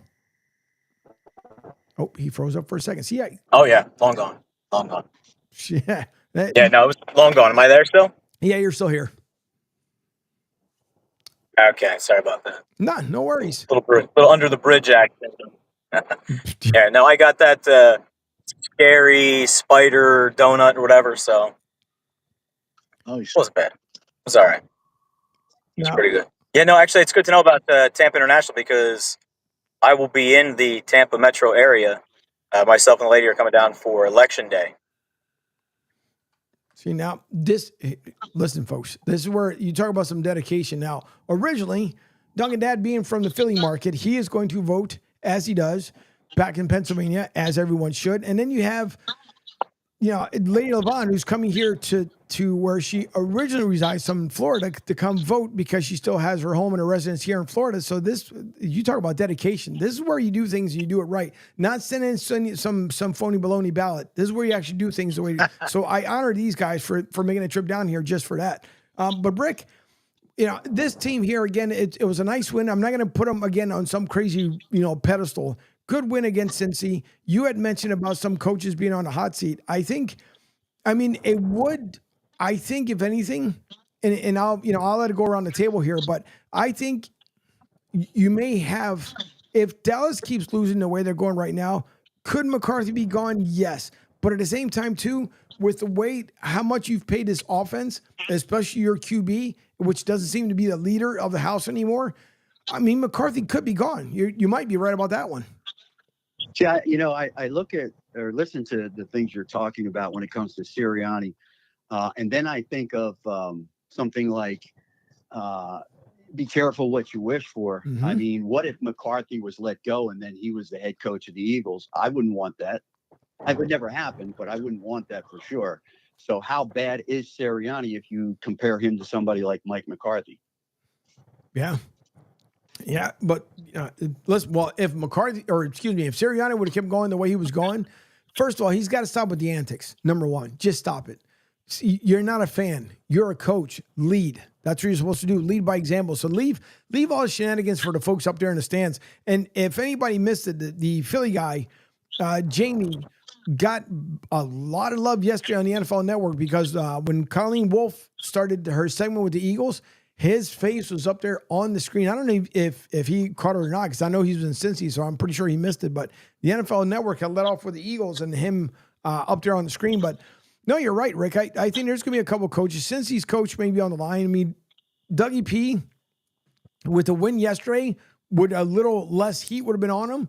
But once again, they got another game coming up. I mean, and I would have never thought in a million years when Doug went to Jacksonville, I think a lot of us are probably willing to say that we would probably see him winning another Super Bowl championship with the way Jacksonville lined up. Jacksonville's got a good team, both offensive and defensively.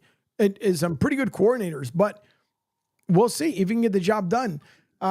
Wins this week, Rick, and I'm pretty sure, unless you missed it earlier on, when I had mentioned it, you went with Washington along with Penguin AZ, and I believe Gaspam Guy as well. So you guys won that one. And I believe, did you really go with Dallas? I hated to do it. I just thought it was a must win for them. And, I thought they probably they came close, and I didn't want them to win, obviously. But, I really thought that they would pull it off because of the injuries with San Francisco. I didn't even know Debo would be playing. Well, as they say, you live and you learn, because that one was a lesson learned. The same way when it comes to the friggin' just these Jets, I'm just so beyond Aaron Rodgers. I really am. I just want to know if Devontae was on his big thing, right? That's my quarterback, blah, blah, blah. So you go to New York, and now I'm wondering, and maybe even Duncan Dad might be picking him up, bringing him to Philly for all I know. I mean, he's going to stop by, obviously, the Sixers headquarters, but is anybody convinced that Devontae Adams is much better in New York than if he would just stayed in Vegas? Guess one guy, I'll go to you first. You may not be there. All right. Hello? Well, Hello? there you are. Honestly, I think he should have just stayed with the Raiders. I think he had a better chance. I'm not a big fan of Aaron Rodgers, and it just seems like Aaron Rodgers is all for himself, and I don't want to say he doesn't care about winning, because obviously he's a football player. He cares about it, but I think he's just more trying to prop himself up to look good, to try to go out with a bang, but the bang is going the wrong way, and he's just not performing. I think he's stayed in the zone of darkness and never came back out.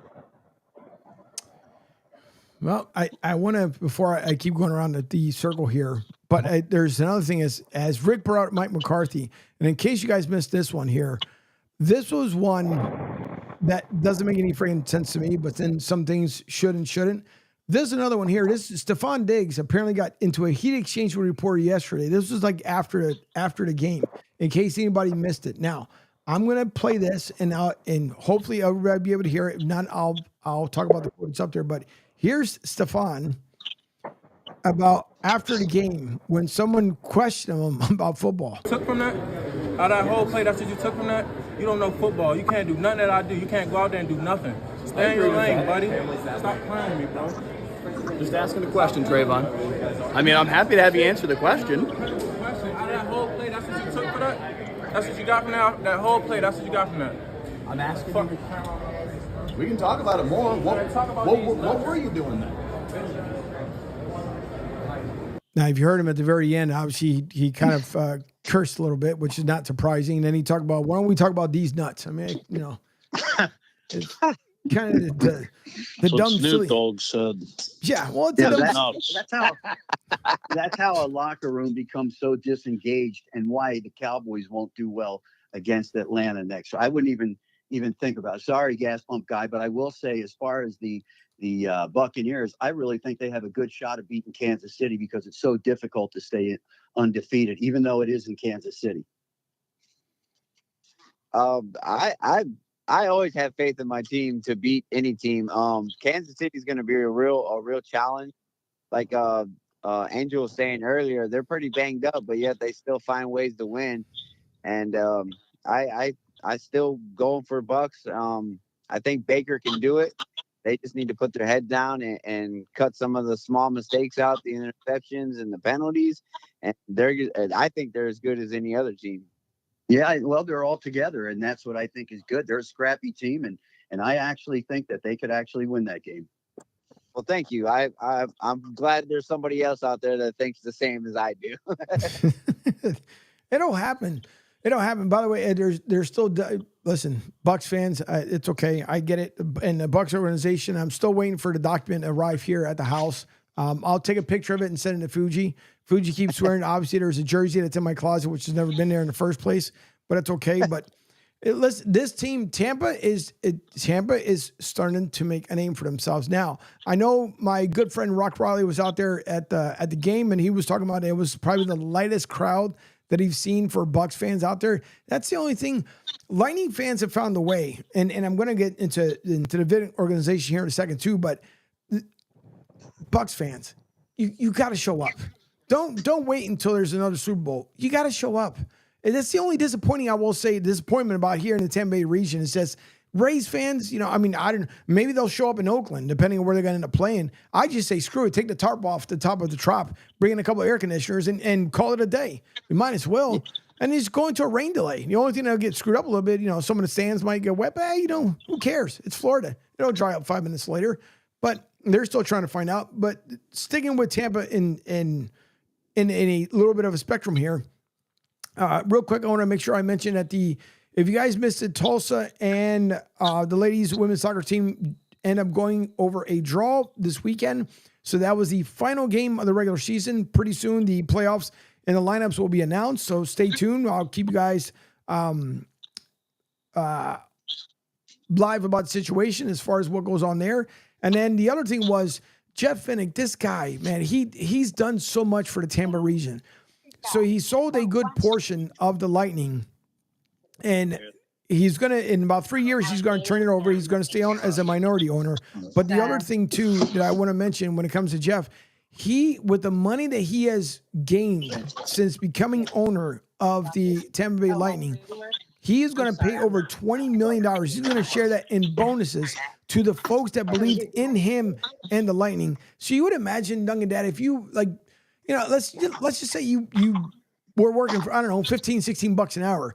And then he tells you, by the way, you're going to get a bonus. Like, you don't even have to wait for the holidays. You're just going to get a bonus. Hopefully you'll like it. Could you imagine a check and I know some people probably have, depending on what they have a commission, but if you're making 15, 16 bucks an hour, here you get a bonus check of like 50 grand just because your owner's saying thank you because he values your worth.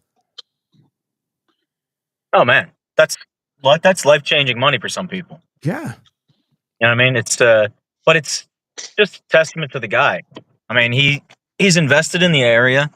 He really believes in what he's doing. He's not afraid to share the wealth, which a lot of these people, when they get to that certain point, they don't feel like opening up those checkbooks for anybody.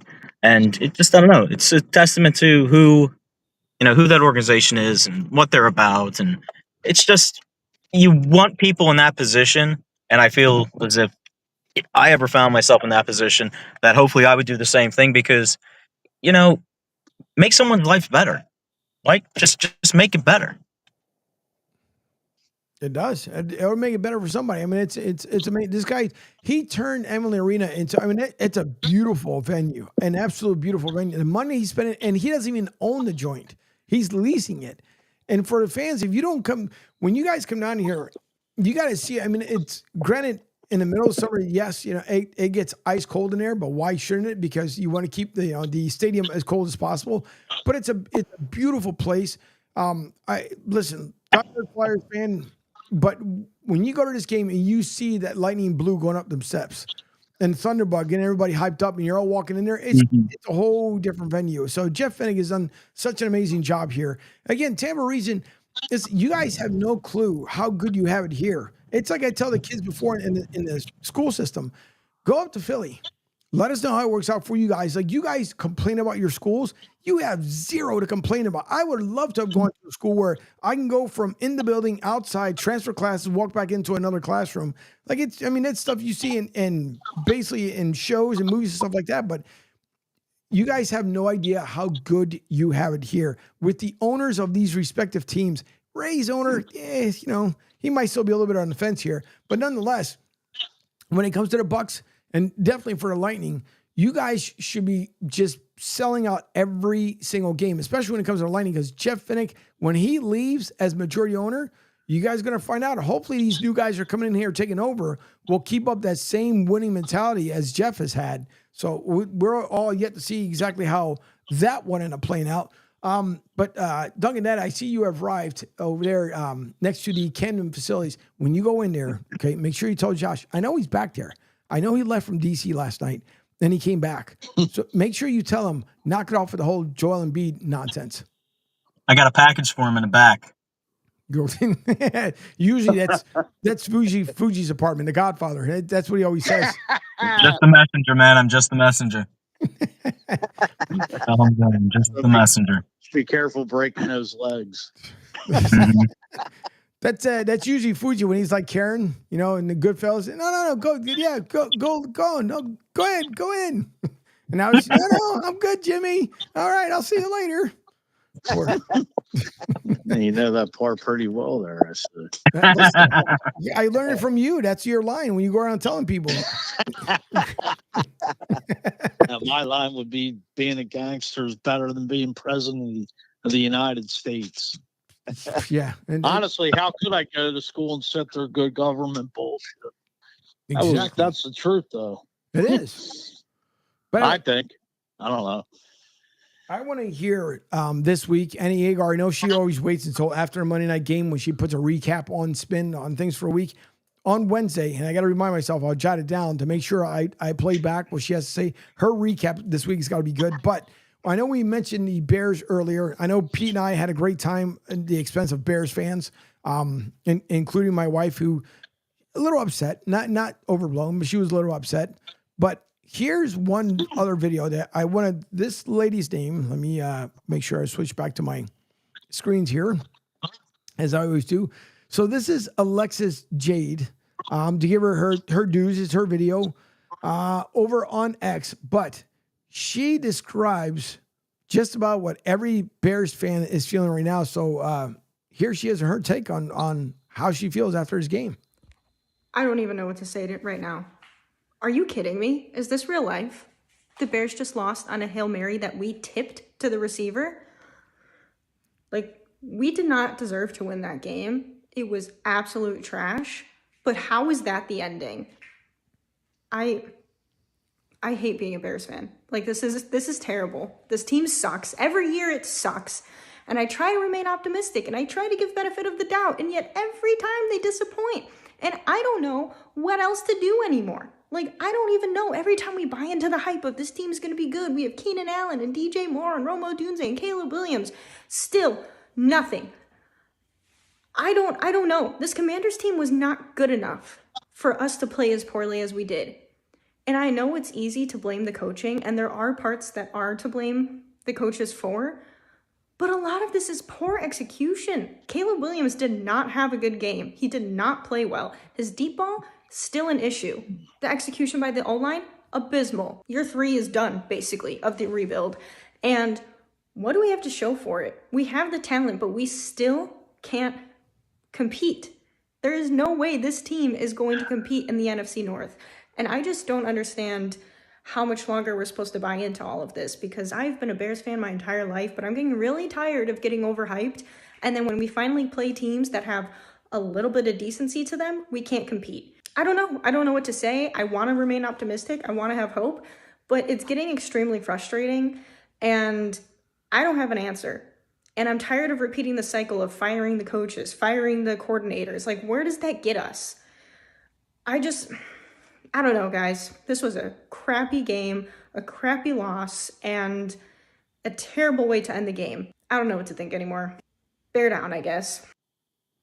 No, that is coming from an ultimate fan. And all Bears fans, I'm pretty sure, feeling the same exact way. But listen, it's all the sentiments of how Philly fans had felt. Look at last year, same exact thing. So it is. Again, the Redskins, it was a tight game, even up to the half. It was only 9-0 at the half, 9-0, where the Redskins were up, and then the Bears ended up coming back. You would have thought the game was over, and then again, you got to stay in the play until the very end of it. And I'm pretty sure it's going to be a lot of pointing fingers and going back. Matt Eberflus for me, and I've been saying this for the longest, Matt Eberflus is not the guy. Not for this team. I don't believe for the Bears.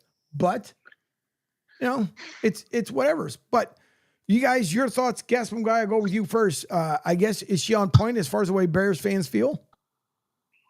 I mean, yeah, I don't think he has a grasp on what he wants to do. I think he just is in over his head, and he wasn't ready for what he was the coach last year, and he didn't do so well last year either. I mean, you know, if you just keep doing over and over what you're doing before and not trying to change it up or get a better game plan, the outcome's going to be the same. So I think he should be on the hot seat and maybe replaced at the end of the year. I think so. By the way, I want to bring up before I get Fuji's comment. He did send me his best friend's video here. It used to be Howie, now it's Nick, but he sent me his best friend's video because I guess he wanted to mention of what Sir Sirianni hears with his game balls. Remember, it takes everybody. Okay, so on Devontae's long touchdown, Jack Stoll had a block for about 8 seconds. On the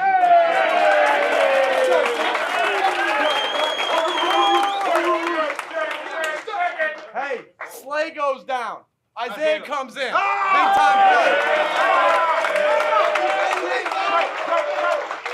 Hey, we were +2. It's been a while since we've been +2. We know what we do when we win the double positive. We win the game. So, Chauncey. Zach Vaughn. Hey, get Isaiah one too, because he made that play. It took everybody, guys. Enjoy this. We know who we are, right? We know who we are. That's a tough play. This is a good football team. Success takes what it takes. I'll take care of you on the back end when it takes what it takes. I'll see you Monday. Remember, We know who we are. That's his message. We know who we are. Everybody knows who the Eagles are. And thanks, Captain Obvious. Go ahead, Fuji. No, it's me, Rick. Why do I picture you throwing one of those footballs at his head? I swear you're right, because I would. I would. What the hell is this about? You know, we know who we are. What are you, Dennis Green all of a sudden? Yeah, get out of here with that nonsense, man. God, I can't stand this dude. I really can't. Like you were handed the keys to the freaking kingdom, and then you turn around like that's your rah-rah speech. Like, Chuck, we're on the +2 side. I'll take care of you on the back end. I bet you will. Get out of here with that freaking horse shit. Go ahead, Fuji. Ridiculous. I mean, as long as this team is winning, he's not going to go anywhere. I mean, it's, you know, he's fighting for his job, and these guys are rallying around him. You know, obviously buying into his fire or whatever he throws at them, whatever. I mean, I don't know. He's, like I said, I'd give Sirianni any credit. I saw that. I just figured I'd send it to you. But, you know, the players made the plays yesterday. They needed to step up and get this victory. You know, kudos to the Jalen Hurts and the Eagles who fought in that second half. No, listen. I mean, as like I said, Parcells always said, coaches always get too much of the credit when they win and too much of the blame when they lose. But, you know, it's the players that got to go out and execute. You know, Sirianni could be whatever his record is in the last 4 seasons, but it comes to the players. Comes down to it. Win, lose, or draw. Yeah. You know what? Go ahead, Rick. I'm listening. As gas pump guy. You know, I think I don't think the players are playing for Sirianni. I think they're playing for themselves. Yep. I think Jalen has just gotten to the point where he says, forget this guy. Let's just get the team together and let's play for ourselves. And the sad thing is that the team is going to keep winning. If the team keeps winning, Sirianni will keep his job. But I think the players are playing for themselves. I don't think they're playing for Sirianni, if that makes sense. No, it does. No, makes perfect sense. It does. It really does, because again, it's that The reason why I get upset with Nick is because when he first came here, okay, it was a shot in the dark. They picked you up from Indy. You came here because Lurie and the rest of the gang happened to see stuff about what makes sense to them and what makes sense to you. So, okay, you sold us a bill of goods and we sucked it up, right? You end up going to the Super Bowl, you end up losing against KC. Okay, all right, whatever. So then there's the following season, which thankfully they didn't have the Super Bowl hangover until the weeks that followed, and when you see this fallout. Then you went, like, when you are in the trenches, when you're in the battlefield, I don't care. You could be the worst soldier ever, but you do that one thing, which is believe in your leadership, believe in yourself, and you lead your squad to victory. I don't care what it is, from the smallest battle to the biggest one. Then you earn their respect. With Nick, it's just one of those things, like he wants to be loved and hugged by everyone, by trees and leaves and the wind and everything else. It drives me bananas with his nonsense. And then they come out there like, oh, and listen, I got you guys back. Don't worry about it. Here's a football. The rest of you Eagles fans, you guys get free straws when you come here, large napkins. Like, come on, man. Enough with his nonsense. I'm just so done with Nick. I love the Eagles, don't get me wrong. I mean, born and will die freaking bleeding green. But it drives me bananas where you have not, and we're in that process. So where's Jalen? If Jalen's supposed to be, again, you guys are supposed to be in the same sheet of music, why is he next to you and believing what you're saying? Why? Because Jalen doesn't believe it either. And I know whoever shot that footage, whatever, they were there, but I guarantee you Jalen is probably somewhere in the shower just singing Good Times or something else, more than likely, because that's what he wants. Jalen Hurts wants good times with this team. He wants to see where this team was just 2 seasons ago. But this whole up, down, talk to me about this. I'm going to say whatever you guys want to hear during a press conference. And then no one ever asks the hard questions anymore. Nobody. Because everyone now has gone so soft. They're like, I can't ask you. I'm sorry. Like, come on, man. And Philly, if anything, before used to be the hard questions. Answer them. But now it's just, this team is just, I don't know. I'm not in the whole thing. I'm not on this freaking bandwagon. It's been went from a cute win to a nice win to Lord knows what the hell's going to show up come next week. But we'll see. Convince me otherwise. Was that Fuge? No, I said it's going to be a horrible loss. It could be. It very well could be. I'm not being sold on that freaking juice he's trying to sell at all. I mean, again, you have KC that found ways to win, and they are as banged up as any other team in the NFL. But it's their next man up mentality. It's just insane. You have the same way you got the Rams, who surprised everyone against Minnesota. That was earlier on during the week. Cleveland, out of nowhere, decides to tell the Ravens, sorry for your early celebration, but that was over. And then Tennessee, we know that. I mean, is there another word other than rebuild? Because Tennessee right now, it's like maybe They're not even, the build is not there. It's just RE. That's where they are right now, just They're waiting for the build to say they're rebuilding because they got shellacked by the Lions, 52-10 or 14, excuse me. Then you have Houston, who I think a lot of people riding off the high of what was done last season, they would have thought they were going to run away with this stuff. Indy almost ends up beating them, but they squeaked out a win at 23-20. And then who else do we have for the week? Is that New England? Thank God they beat the friggin' stupid Jets in their nonsense. So I'm glad on that behalf. And then you got the Chargers, who I ended up picking last night during our picks at 26-8. So that was a solid win. Buffalo, I think it was a no-brainer on that win as well. Denver doing Denver things and continue finding ways to win. But I'm done with Sirianni, man. I'm fed up with every week. Like when he goes home, I just want to know, does he play with the Care Bears when he goes home? Does he sit around and grab a Care Bear and try? Well, I forgot what was the thing they used to, like, they put their hands together and would shoot you like, Good JoJo or whatever it was called. But I'm so done with him. Oh, man. I really am just so done with him. This dude. It just, whatever. Anyways, before I continue to kill the Eagles, the other thing as well is that you have Caleb Williams, and you guys can hear this explanation about that. I thought it was going to be short. Here's Caleb Williams after a game. This is a credit to the Chicago Bears website. I thought it was going to be a little short. Actually, did end up being a little short, but the tip ended up pushing it back. So, believed in my guys. I believe my guys are going to do it again. If we're ever in that situation, probably will be. These games always come down to one score, and so, we're in that situation again. I believe my guys once again, but definitely thought we were going to get it emotion-wise. That was kind of my emotion. I was still, still believing, still, happy in the moment. And then obviously, he gets tipped and then he catches it. And then obviously frustration because I could have played better. We could have played better on offense throughout the whole game to put ourselves in better position, and we will. Yeah, and then here's his coach talking about the tip and pushing in. Okay, I got you. Here's Matt Eberflus on the stunning loss to Washington. When you lose on that last play, it hurts.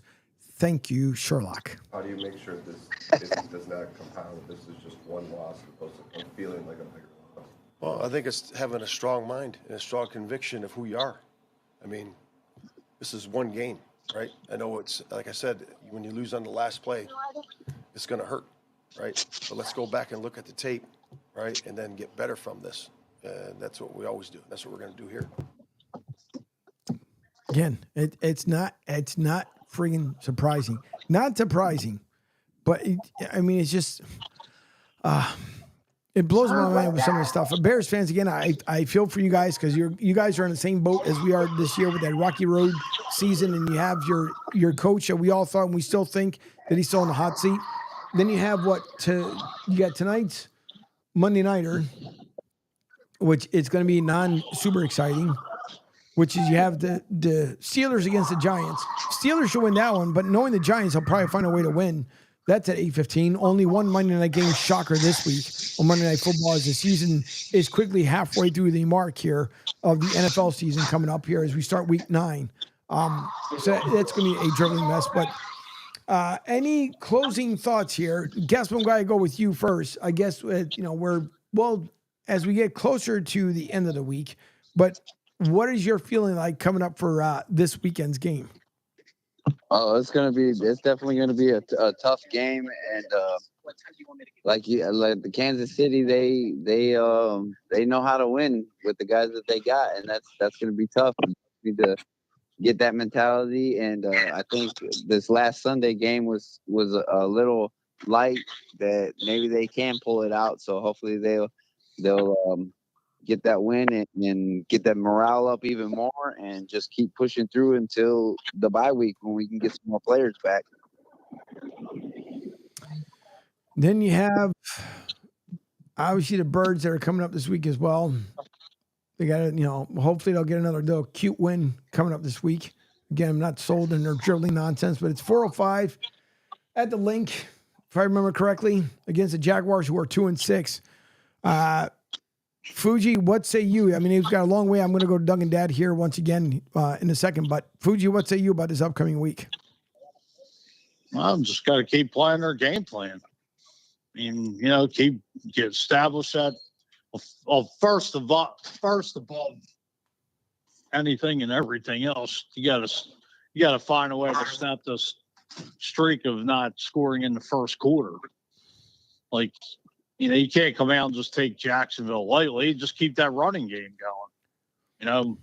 Mistake free from turning the ball over, and let that defense step up and take care of business like they did yesterday. All right, Rick. Just before I talk about the Eagles, I just wanted to point out one thing that we haven't really talked about much, and that's Mike McDaniel, the Dolphins. That team to me is a mess. Yeah, he is a mess. He's I don't know what happened to him between last season and this. I know Pete likes to play wild thing when we're listening to him talk, but did he lose a couple cells? I don't know what happened between last season and this season. The same way with Tua. I mean, obviously thank God he did not get hammered yesterday. It's not that far away. Tua, I hope you stay healthy for your family's sake. But yeah, I think Mike McDaniels, he might be another one. I mean, I don't know. I don't think you brought it up there. I know you mentioned about the coaches being on the hot seat. He might be another one, Rick. That's a good point because he may be on the hot seat coming up at the end of the season. Because how much are you going to? At this point, you have to draft a quarterback. I mean, there's no discussions, no end around it. Coming into next season, you well know that at this point, you got to find yourself a solid backup quarterback, and you definitely have to draft one coming up this upcoming draft. I don't care if it's, round 6, pick 66, one or two. You got to do something at this point to be able to do so, because if not, how much are Dolphins fans going to keep suffering season after season after season with the way it's going? I mean, Bucs fans did it forever, but Bucs fans are finding ways to win, but the Bucs fans don't show up. That's enough about the Bucs fans, because I can guess one guy heated here. But Duncan, Dad, what say you? Hey, so lots of really good talking points right there. I know I had to bounce out real quick and deliver my package. Everything went well. 2 quick shout outs real quick. Rick, yes, definitely. I'll be down there Monday afternoon, I think it is. Monday evening. So I think Monday afternoon. I'll get Angel the info, get you the info. Hit me on X or whatever. We'll set that up, hopefully. Tampa, going to have a lot to deal with. Kansas City coming in. I think one thing you really want to pay attention to if you're the Bucs, you had a hard time keeping Kyle Pitts in check. Travis Kelce and the Chiefs, they woke up yesterday. I think Kelce had like 10 catches, 90 yards. So that's starting to come into more play now as we get into the latter part of the season. They're a little light on their wide receiver. So if I'm Tampa, I'm watching that. The Jets are just a mess. I figured they're playing the Patriots. I got to beat them. Just don't trust the Jets ever again in your life. Aaron Rodgers is on a UFO someplace in the very dark space, trying to come back to the world. Fuji for the Eagles, keep doing the thing, man. This is your identity, right? 15, 20, maybe 21 passes a game at the most for Jalen. Let him do his thing. Run the ball with Saquon. Defense, please, just be consistent. Let's get some points on the board in the first quarter. Goodness gracious. Dolphins, Mike McDaniels, I'm with you guys. I don't know what's going on and what happened. I know the NFL makes adjustments, but last year they were putting up, 32, 34 points a game? They have pretty much the same personnel. I mean, I know Waddle was a little banged up. Hill gets his little bumps and bruises. Tua is there, but you're absolutely right. This is an actual good quarterback class of college athletes. You need to pick a guy. You're probably not going to get Cam Ward. He's going to be gone, but there are other guys in this draft that will be if anything, a serviceable starting quarterback for you if and when Tua goes down. And then from that point, you can play, musical chairs to try to figure out the other pieces. But I don't know what's going on with those two teams. It baffles my mind, because the scheme should just be the same. Step back, throw it deep, run some slants, score. I mean, I don't know what's happened down there in Miami, but it's a Florida thing, I guess. Yeah, well, we'll figure out with Trevor too. When maybe next time you jump on with Trevor, figure out with him what's going on in Miami. I know he went this weekend. He dropped it on Pete's show this morning. He was there with his meeting his girlfriend's parents. Oh, I know. Yeah, this is next level stuff right here. Yeah, and I'm going to apologize for my own professionalism being in the car today. I just had to take care of some errands, knock some stuff out. I actually did the early voting thing today, so I had to do my stuff in order to make sure that was done so we could come to Florida and cross T's, dot and I's, man. Yeah, but again, see, here's the difference, though. As I said, though, you were on the road, right? You were doing everything safe. You're on video, but yet on the road, and Fuji's Metro PCS phone. That's why he has to use his iPhone at work. That's for the same reason why he said Metro PCS doesn't work for him. Lesson learned there, Fuji. He's probably telling me I upgraded. Yeah. I want to make sure everybody can hear me crystal clear. Yeah. Well, now everyone can definitely hear you. I'm going to end the show as I started, as we're going to go into a little bit of extra couple of minutes on the bonus time here, but I want to re-show the video, review the video of whoever put the one together for head coach Amir Abdul-Rahim, as I'm going to hit the rewind here, because the messages that someone had put together in this whole entire video, I mean, this just sounds sound waves for anyone. I mean, it's just everything he talks about here is on point. So we're going to end with this. After the video, we'll do a little closeout real quick here, and then we will hope that everyone has a great day. So here's, again, the tribute video to Coach Rahim. Personality, your character, your competence, your passion, is so easy to see the first time that someone meets you. What an amazing opportunity it is to be your head coach. I view the responsibility that comes with being the head coach here as a privilege. As your head coach, I will represent this university, this program, and this community at the highest level. I promise it will not be a day you'll be cheated with me as your head coach. So let's give it up for Coach Amir, the first man.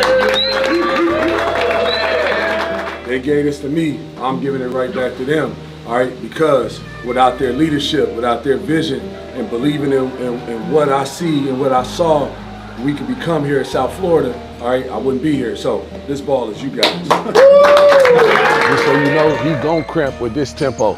This ain't the same old South Florida, my brother. So you better get them electrolytes ready. Bulls Nation, Bulls Nation, Bulls Nation, Bulls Nation. Get hype! And I hope your day is off to a great start. If it's not about what happens, but how you respond. Thank you for believing in our vision for USF basketball.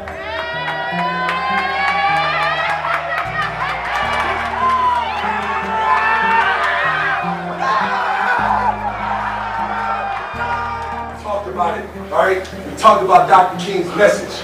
Dangerous unselfishness. Man, y'all are dangerously unselfish tonight. Man, I'm so proud of you guys, all right? What you're building, right? What you're building, guys, man, is a fortitude that nothing shakes you. He was the finest human being. He was a great basketball coach, but an even better husband, father, and overall human being. The way he shook your hand and looked you in the eye, that man was all about respect. The way he glowingly spoke about his faith and his family, you knew that this was a guy that was genuine, down to his core. We're talking about much more than a basketball coach. To me, we're talking about a guy that found a way to kind of unite an entire campus, to connect with the whole Tampa Bay sporting community. He just brought a kind of magic to us.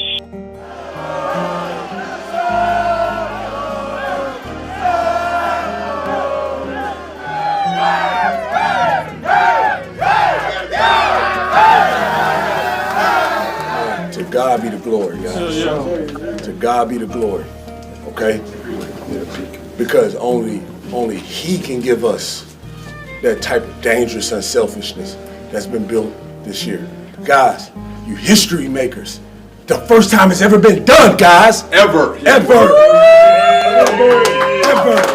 Somebody that done wore that jersey before you. Somebody that cared about this program. People that care about this university. You guys have given them a sense of pride again, man. That's what it's about. All right? But I'm telling you, the biggest thing you've done, man, you have created a lifelong bond amongst each other. Yeah. Because it's something they cannot take away.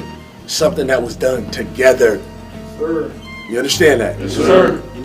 I love it, man. This wasn't fake. This wasn't for the cameras. He legitimately was just having the time of his life out there with people. He enjoyed people, whether it was me, you, or anybody. I want to be staff of the year, right? Like, I really do. I don't want to be like, trust me, no coach, there's no coach in the country that coaches by himself. And whatever award I get, I'm going to take the plate off and I'm going to go get a plate on it that says staff of the year. I'm going to make sure to get my staff one. I'm unbelievably blessed. One of the coaches I've grown really close to and just learned a ton from, I want to give this award to her and her staff. Coach Erica Brennan, Dalton, y'all get down here. You guys get to see Coach Amir. Some of you get to see him from a little bit closer, a little bit further away, but who he is out in the public is 150,000 times more authentic behind closed doors. Your friendship, Coach, has meant the world to me this year. Guys, I don't need a piece of net or a ring to tell me I'm a good coach. It's just great to see growth in young people, man. When they start to see themselves as more than just basketball players, when they start to see themselves as men, that tells me right there. You know, these guys get to learn life through a game. Man, coach, man, there ain't nothing like climbing up on that ladder, man, cutting that net down. Cutting down nets are fun, man. Wait till you hold your son or your daughter for the first time. You know, wait till you meet that girl that makes you a better man, that pushes you to be better, man, and that's when it gets fun. That's the fun part. when that day comes, and it's going to come, I asked them, Kay, you afraid of heights? Because you're going to have to get up on that ladder one day to cut down those nets. Go Bulls.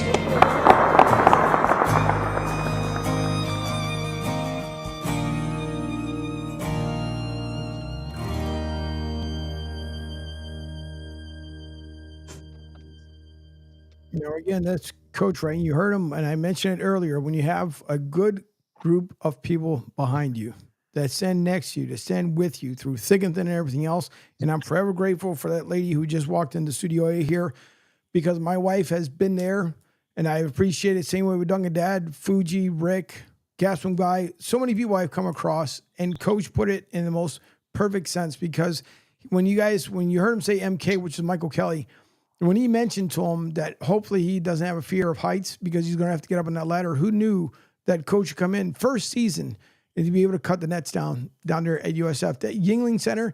And I know Yuengling pays for naming rights. If I'm Yuengling, the company, I'm saying, you know what? This will forever be the Raheem Center, Coach Raheem Center. And it would have to be. Everybody knows who will end up being there. Wednesday night is going to be a complete different house.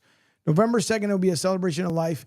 But until that point comes, never forget Coach, his words. If you guys were a part of them, always make sure you embrace everything he said. And if there's a day that's down, maybe replay that video. Whoever put it together, kudos to them, because that video says it all about Coach, his life and his legacy.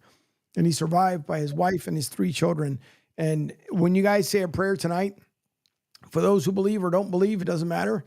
Whatever you do at the end of the evening, just say one to Coach's family, because they're going to need every single prayer possible and whatever help possible as well to make sure that he will never be forgotten. His picture will remain here until the end of the basketball season, because Coach will be that iron that everyone's going to need throughout the entire season. Joey B says, great video, so sad. It is. It is 43 years old. I would have never, ever thought, nor if anyone else ever imagined that Coach would be leaving us so soon. But listen, thank you to everyone. Don't forget, at the end of the day, just thank God. Thank your family. Thank yourselves. Love yourselves, more importantly, and make sure that you always thank those who have helped you along the way, and never expect anything in return, because you never know when it's going to come back tenfold to you. So live by that, dream by that, and everything will be fine. Duncan Dad, I appreciate you. Mike Fuji, Rick, Gasping Guy, thank you guys for joining me here, as you always do here on a Monday. And listen, Duncan, that I know you said you delivered a package. Hopefully now Josh knows what he needs to do with that package so we can all get better. Not as much as Fuji, though. Fuji likes to deliver different packages. He tells you, look at my trunk. You don't ever want to look. Oh, man. We hit one of them deers, Ma. That's exactly it. All right, everyone else, enjoy the rest of your day. Don't forget that tonight or this afternoon will be the Drive with Q. That will be from 4 to 6. It may start at 5 o'clock, so make sure you pay attention there to the social medias. Don't forget to follow us on SR1029 The Game over on X. Of course, the same on Instagram. You can visit a website at any given point in time of the day, SR1029thegame.com. Don't forget to download the app. And if you guys missed it, I will make sure I share it out there with everyone that the live shows will now be over on the sports radio tab. Therefore, you guys won't miss a thing. Joey B says, take care, everyone. Thanks for the content and the show. Joey B, I always appreciate you tuning in. Joey B, another great friend as well. He surprised us last season by calling into the show, so I can't wait to get on to meet the man himself. But thank you to everyone. Enjoy the rest of your day. Duncan Dad, he says, becoming the most popular dad on YouTube. He is. He is. Very true. He just needs to stop sending me empty filters. We're going to have a conversation when you get here. It's okay. All right. But nonetheless, thank you guys all. Appreciate it. Have yourself a great rest of the day. Don't forget, I started saying the Drive with Q, 4 to 6 p.m., followed by Beeves World at 6 to 7 p.m. right here on the network. And then closing out the night here on a Monday night will be Lloyd Vance's Insider Football with his co-host, Kevin Midget. Have a great day. We will see you all on Wednesday, if not tomorrow morning, with the Pete Shepard Show from 7 to 10 a.m. Have a great rest of your day, folks.